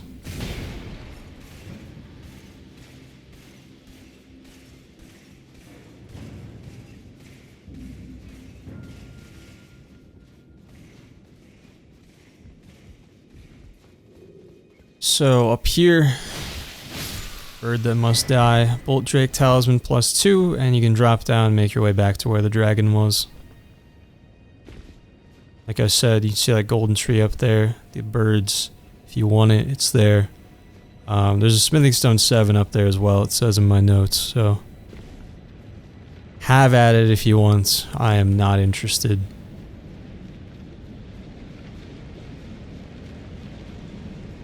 There's some sleeping dudes up here we can ignore as well.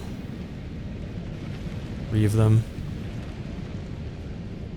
Just run past them. It's this guy. And there is one guy that's going to be coming up right behind us that was hiding around the corner.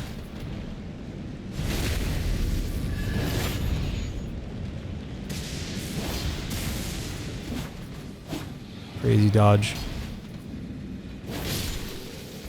And then back here on this ledge where he popped out from, or near where he popped out from, Somber Smithing Stone 7. And then as you approach this like fallen tower over here, a guy is gonna like frantically come running out of this next room and just post up on the ledge like directly to the right of this tower on the other side, like right above where my head is, and start throwing discs at you. So if he's there already, then just be super careful while you're crossing. You can like duck and use the tower as cover and stuff, but just be careful not to get knocked off. Otherwise, if he hasn't run out yet, usually you can beat him over here. Fight him on solid ground, which I much prefer doing.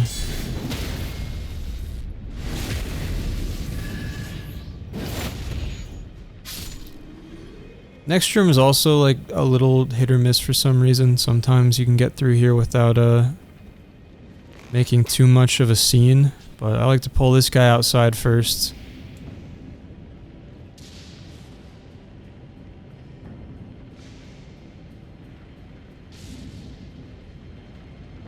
Someone is trying to hit me through the wall.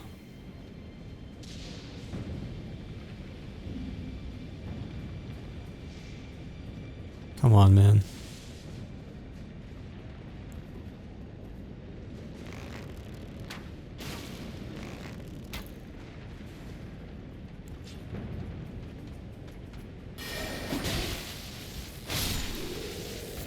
Okay, now if you don't make too much noise, there's a guy hiding around the corner here to the left, and there's another one up that staircase over there.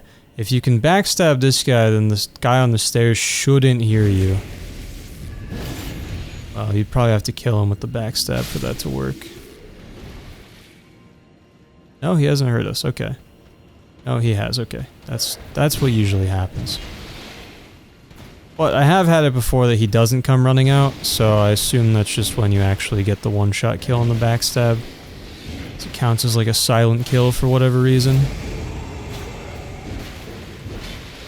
This guy's one of those tankier ones though. He's a bit of a problem. That's why I like to pull the first one outside, because if you have to deal with more than one of these guys, it's always annoying, and then if one of them is just like the strong variant like that one, it's even worse. Get the Somber Stone Miner's Bell bearing 5. Continue up here to find an elevator, and this will take us to another Grace.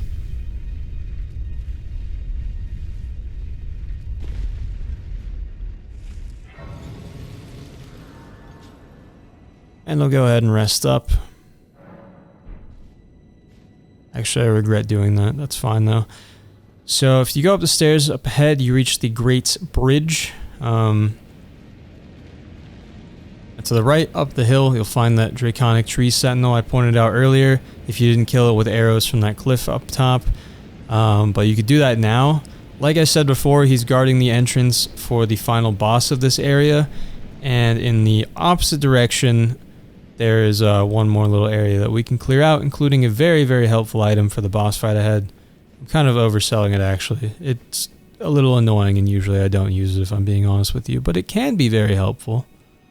It was supposed to be really helpful. I imagine that's what the developers intended. Alright, this guy sleeping right down here.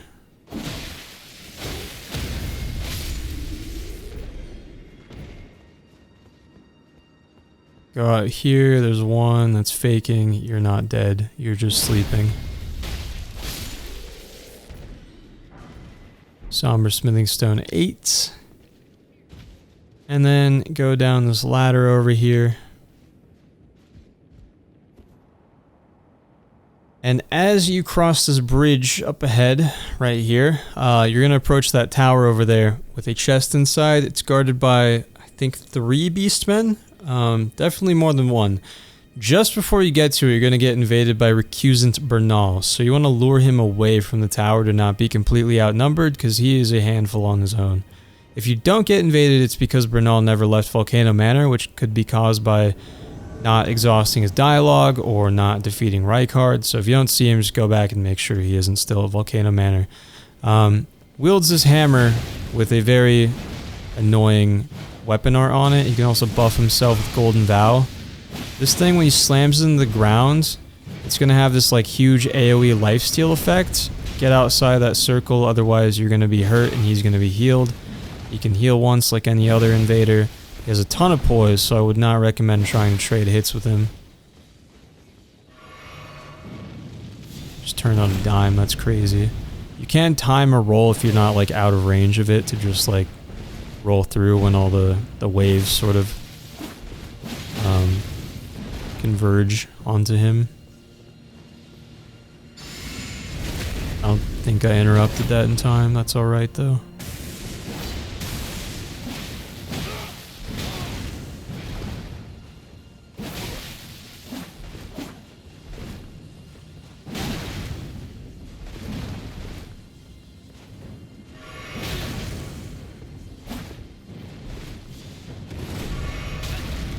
So much range.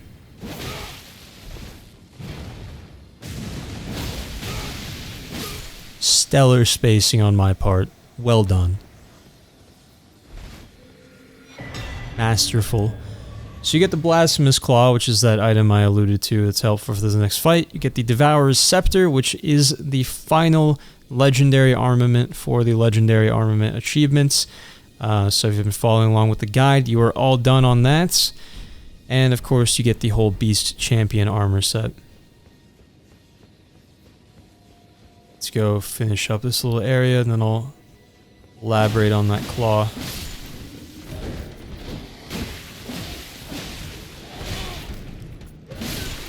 Ow.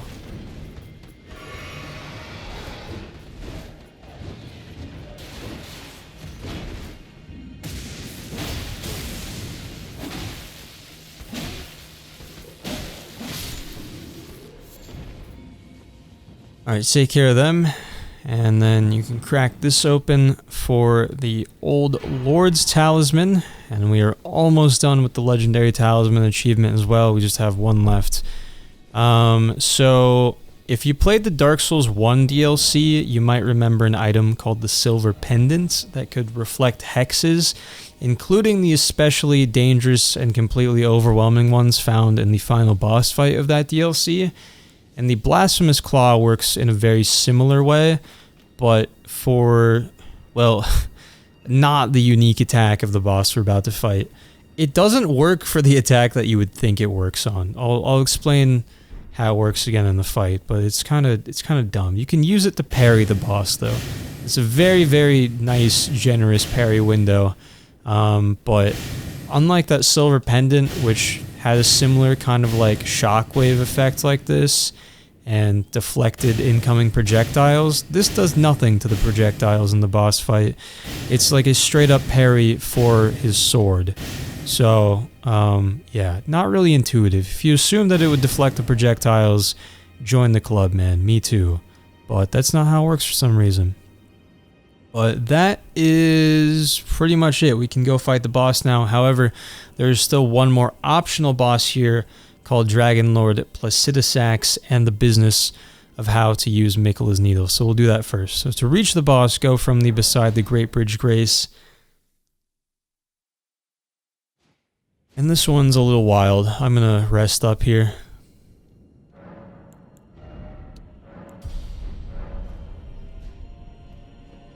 This is what I was talking about when we picked up Miquella's Needle, or, well, not when we picked it up, but I've talked about Miquella's Needle and how insane it is in the walkthrough before.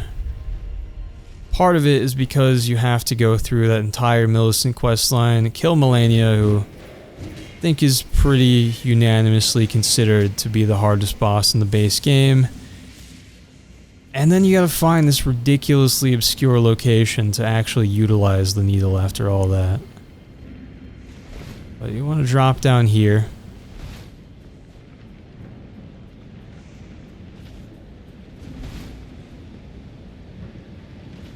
And just keep following this path down until you get to this ruined platform at the bottom.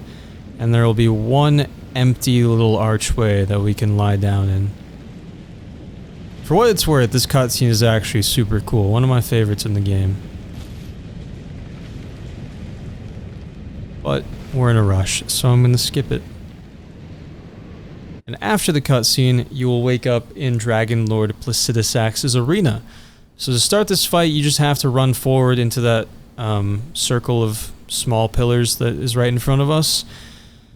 But if you're here for Miquella's Needle, if you have it and inherited the Frenzied Flame, you'll actually be able to use it just right here where we're standing pretty much without having to defeat the boss. If you use it, the influence of the Frenzied Flame will be removed, which will lock you out of the Frenzied Flame ending, but once again allow you to do any of the other endings in the game provided you've set them up by taking the necessary steps and doing all the quest lines and all that.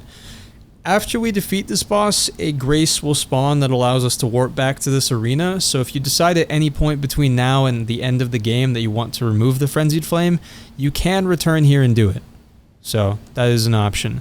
Now, as for the actual fight, this one sucks. In fact, both of the boss fights in Farum Azula suck, because they are like the only fights in this entire game that have an actual run back.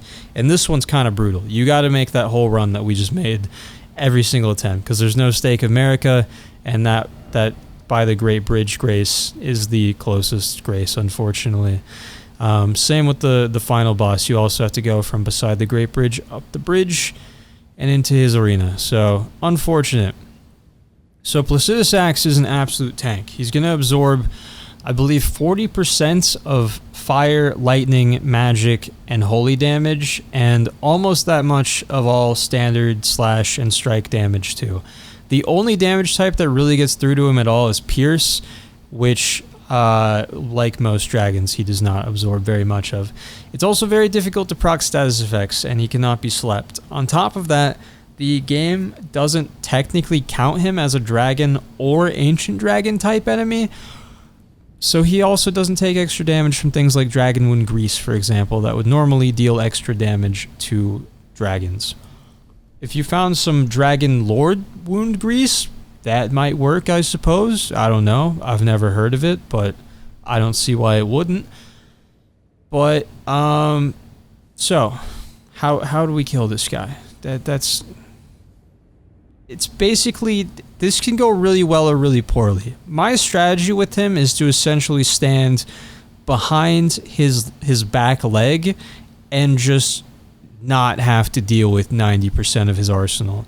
He can be a huge problem, but if you stand in a certain spot, you significantly restrict what moves he can actually hit you with.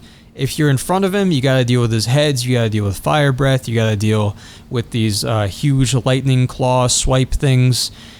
Lots of problems. If you're behind him, tail swipe, obviously. If you're beside him, you gotta deal with, he like slams down his wings and then like pushes them outwards. It does a ton of damage to you. But if you stand in this sweet spot right behind his back leg, you're not far enough back to have to deal with the tail slam. You are far enough back that you don't have to deal with the wing slam. And the only thing he can really do with fire is look over his shoulder and breathe fire back towards the side of him that you're standing on. But you could just run over to the other side of him and not really have to deal with it. So it's kind of the perfect strategy. You're going to do extra damage to his head like any dragon, but it's so hard to land a hit there, it's not even worth trying in my opinion. I mean, maybe if you're just a god with like free aiming spells, sure, I don't know. I've never seen anyone do that. But if you are in front of him, any of his like claw attacks will have extra range because he'll summon like red lightning claws that are much bigger than his actual claws. You want to dodge them the same way you dodge any claw swipe or slam though, just roll straight through it. So the extra range shouldn't really be a threat. As for the fire breath, like I said, he can breathe fire to whichever side that you're standing on, and once again, staying behind the hind legs is your best bet because he'll lift his tail and give you enough room to roll under it to the other side where there's no fire. I try to always keep an eye on his heads to see if they look back so I have time to react to the fire breath and reposition. You don't want to get too tunnel vision just like looking down his foot or whatever. Speaking of fire breath, he has a move where he'll jump away to create some distance between you and then breathe fire back in your direction. This is more of like a defensive repositioning move where he's using the fire to prevent you from chasing. It usually won't actually go far enough to hit you unless you're running at him, so just wait for the fire to dissipate and then you can go in. The other tricky move he'll do when you're by the hind legs is like a claw and fire breath combo. He'll summon the lightning claw on his left hand, swipe in front of him, and then rear up and spew fire from both heads in like a wide area in front and underneath him.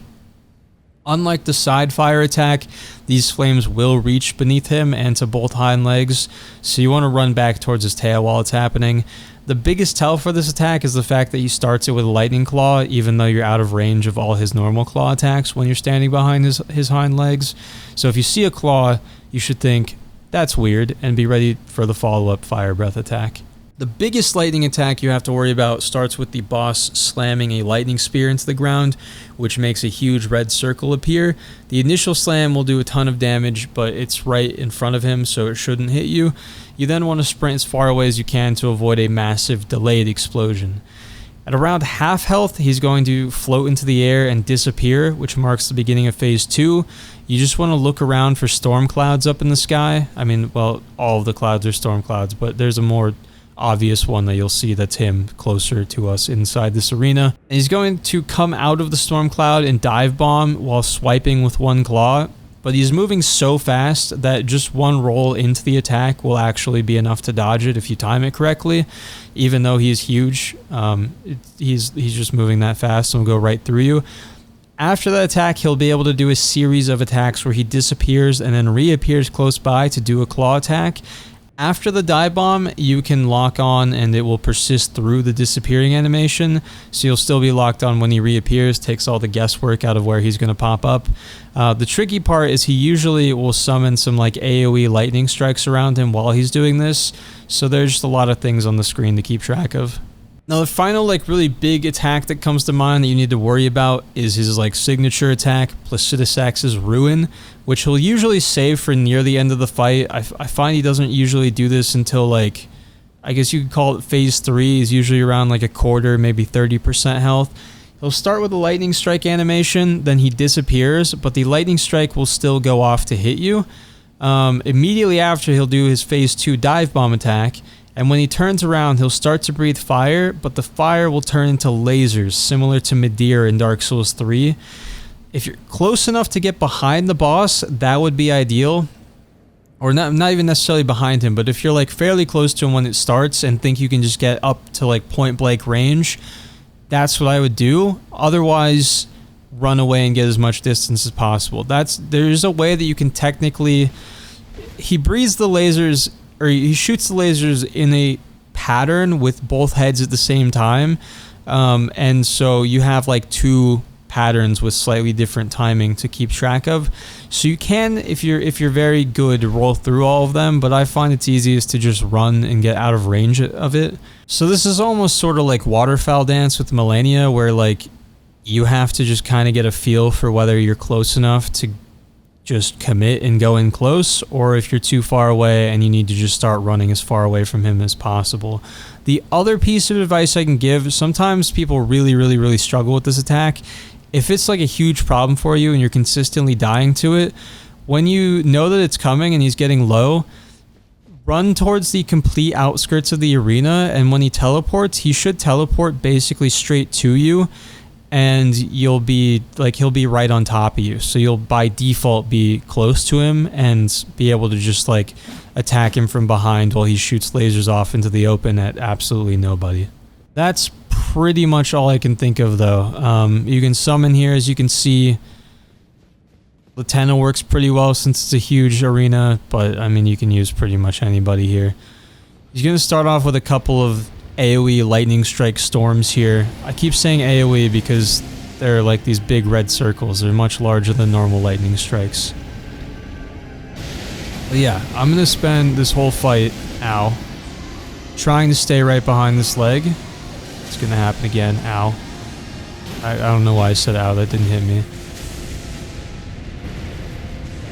And if he moves, I'm gonna move with him and stay here. Because frankly, I don't know his moveset from the front well enough to not do this strategy anymore. This is just the go-to always. Got clipped by the fire a little bit there, that's fine. Keep an eye on the heads. And the tail. I got tunnel visioned on the heads that time. There's that defensive repositioning thing. Flames don't really go that far like you saw. I kind of chased him though, which I told you not to do.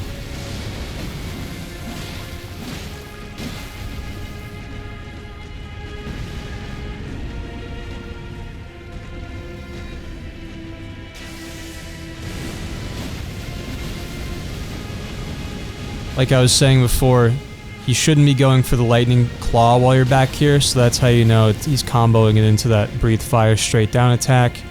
Got a nice stagger there. Go over the head for the crits and back in position. And here comes phase 2. So it disappears and you just have to be worried and look around for a second. There we go. Roll straight through it. Now he's going to teleport to us, but lock on persists, so you can always see where he's coming from. Absolutely horrible roll.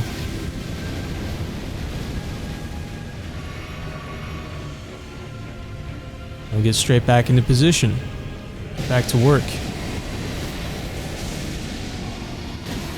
As you can see, you can get a feel for the timing on these lightning strikes too and just roll through them. Obviously it's safer, lower risk to just get out of the way because you can always mess up, as you can see.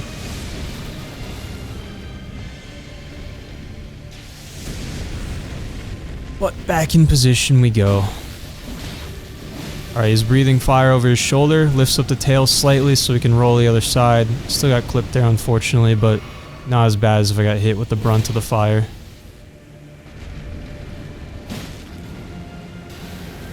Disappearing. I'm playing with one ear button again, so I can't really hear the sound cue on this very well.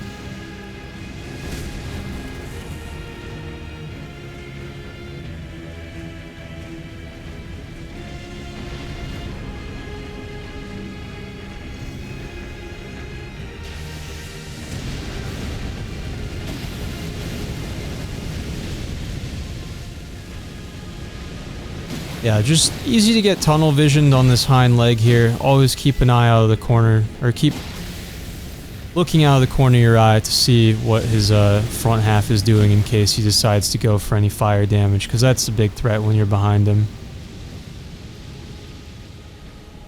Alright, now he's probably queuing up for his signature move here, because he's getting to that health threshold, so I'm getting back here.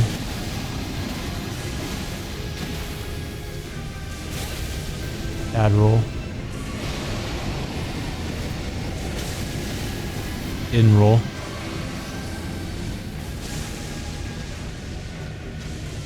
A lot happening on the screen. Alright, he's definitely going for it now, so I'm just running away because I was not close enough there. Ow. To get close to him, obviously, to get, like... What am I trying to say? Yeah, close enough that the lasers would go over my head.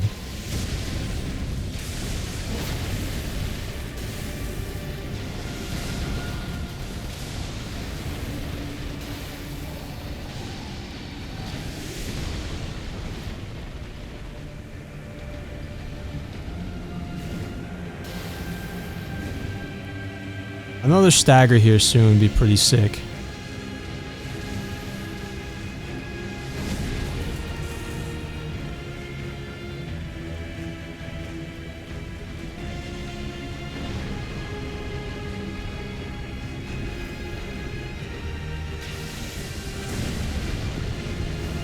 Gonna breathe fire underneath.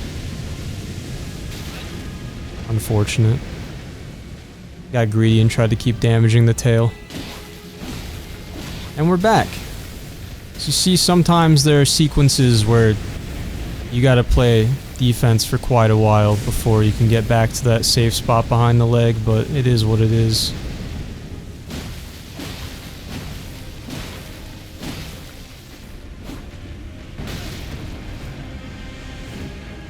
This controller is literally dying, dude.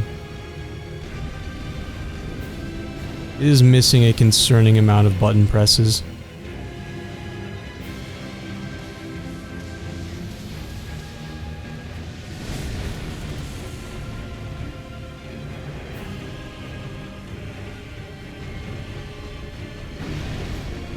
There are times, I will admit, I just miss a roll. In fact, it happens a lot, but that last tail swipe was not one of them.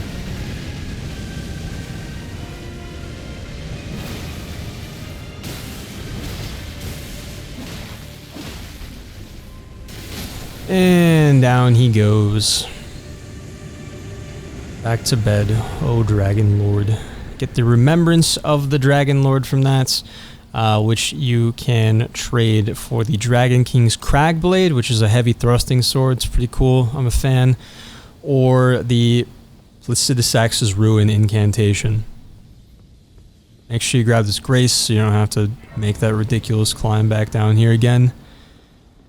And we will warp back to the beside the Great Bridge Grace and get on with the other boss in this area. I'm going to go ahead and level up because this first phase here is, in my opinion, genuinely just one of the most difficult fights in the game. In fact, I would go so far as to say that usually I would prefer fighting... If I had the choice, I would rather fight Millennia twice in every playthrough than fight just phase 1 of this boss even once. But before we even get to that, I guess we have the Draconic Tree Sentinel to worry about. You don't have to kill it to access the boss fight, but it will drop its armor, the Malformed Dragon set, when you defeat it, which is pretty cool. You can trigger any status effect other than Madness, so take full advantage of that to bring it down. Unlike the one outside of the capital outskirts, though, there are no NPC summons here to help, and you cannot summon Spirit Ashes for fighting on this bridge either. If you have something that can proc Rot or Poison for some damage over time, I would definitely use that. It's very hard to get openings long enough to cast anything during the fight, because it'll constantly swing when you're in close range, and the horse will spam fireballs at any range outside of melee. But you can get a good window while the Tree Sentinel is relatively passive right when you start the fight, and it slowly walks towards you. After you proc a status effect, you can run back down to the Grace Room and the boss will reset to its original position, but it won't heal and it won't cure the status effect. To be clear, I'm not saying rest of the Grace Room, just run back that far so that he resets position, stops trying to chase you. You can then run back up to it when you're ready and get that passive initial walk up again, where it's easiest to land attacks, to proc status effects again, and just rinse and repeat.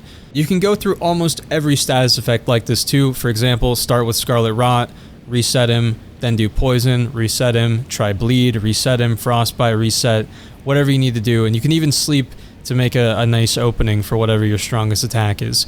You can easily proc Poison, Scarlet Rot, and sleep twice. Bleed and Frostbite can easily be triggered once. After that, proccing any of those a second or third time will take quite a bit of buildup, which is why I recommend cycling through several status effects, since their resistance buildup is all tracked separately. It's not like you can't fight him normally, but this guy is just super obnoxious, so I'm not even going to bother, honestly, in this video. The way I would fight him is just cheesing him with Poison and Scarlet Rot and all that, so I'm not going to make you sit through that, because it will take a long time. Grab these items though. Golden Rune 12, Somber Smithing Stone 7, nice. I hate that horse as much as I hate him. Now when we come in here, if you've done Garonk's questline and handed in all the death root, he actually has unique dialogue here and will recognize you, which is really cool. Why wouldst thou? Why? Alright, so he has these super fast swipes to that dagger, and that one where he like swipes 2 times and falls back is especially annoying. I find it's best to just like roll backwards away from that, but it's hard to not want to roll forward because you don't have many chances to attack in this fight. I should have spoken before I came in here, but I kind of couldn't unless I took care of the Draconic Tree Sentinel, so yeah, super fast combos here. Anytime he like reaches in the ground and does any sort of like shockwave attack or his Beast Claw incantation, I would recommend jumping if you're not already stunned like I am. I'm gonna have to reset this, honestly. Yeah, roll backwards through that. You can punish that big sideways swipe by just strafing to the side. Any of his projectiles you can just roll through pretty easily.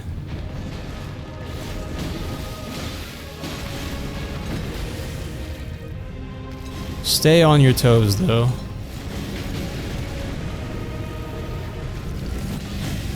Okay, here's a big one. He lifts all that stuff, throws in the air, it's gonna fall back down, so just try to get out of range of that, that's your best bet.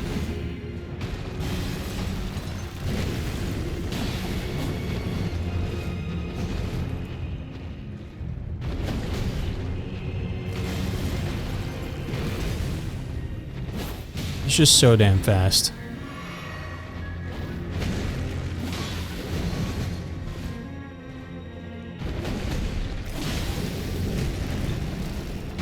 Jump over that.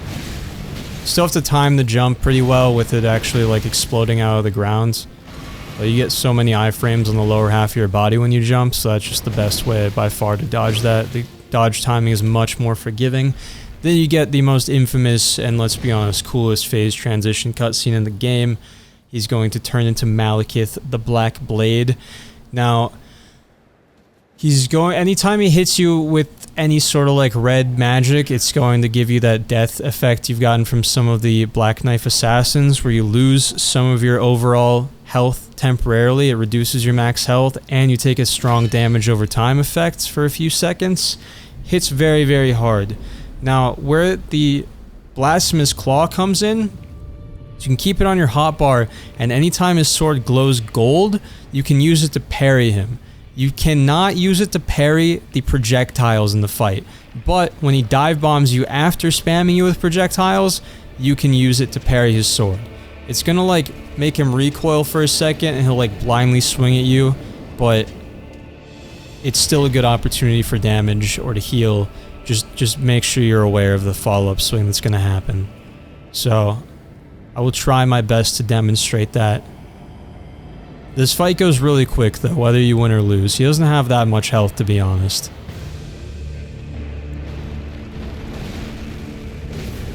I like to stay real close to him though.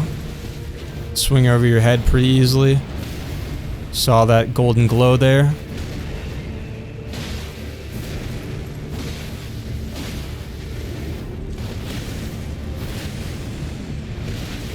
Could have done it again there too, I believe, but I couldn't really see his sword.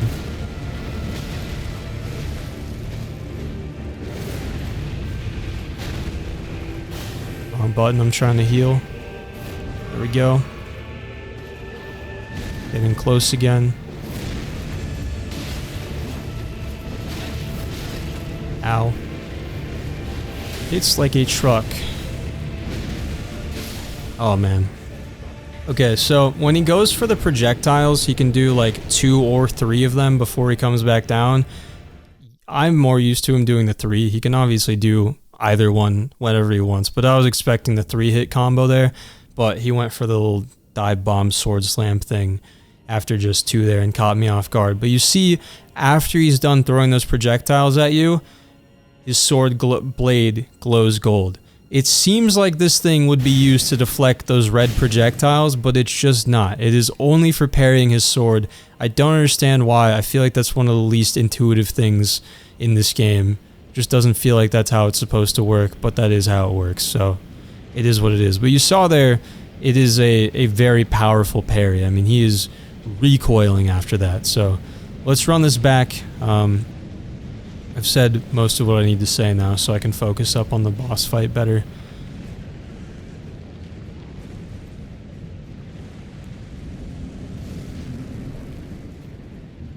But yeah, don't get too aggressive with like rolling forward and trying to trade hits with him here. Anytime you get a hit in, expect him to do that little double slash and like retreat combo here. Jump over that.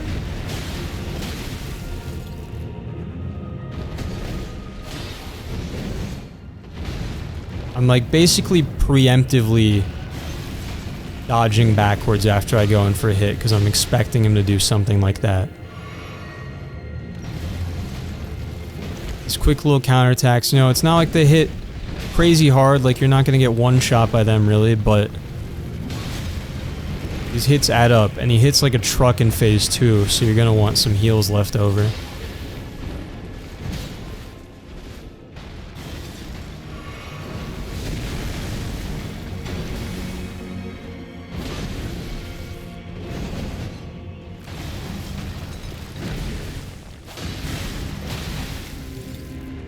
Tried to get greedy and go for 2 swings there. Just couldn't get a second one off in time.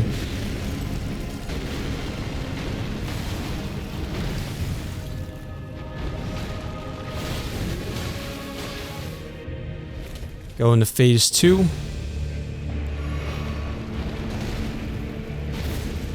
I like to keep Blasphemous Claw out if I can. It's tough to be juggling things on your hotbar in this fight for sure. You know, it's easy to say, just don't get hit so you can keep Blasphemous Claw out and not have to heal, but went for the 2-hit there, comes back with the little dive bomb sword slam. I couldn't see it, but I knew it was coming that time, so I just hit the parry on reaction.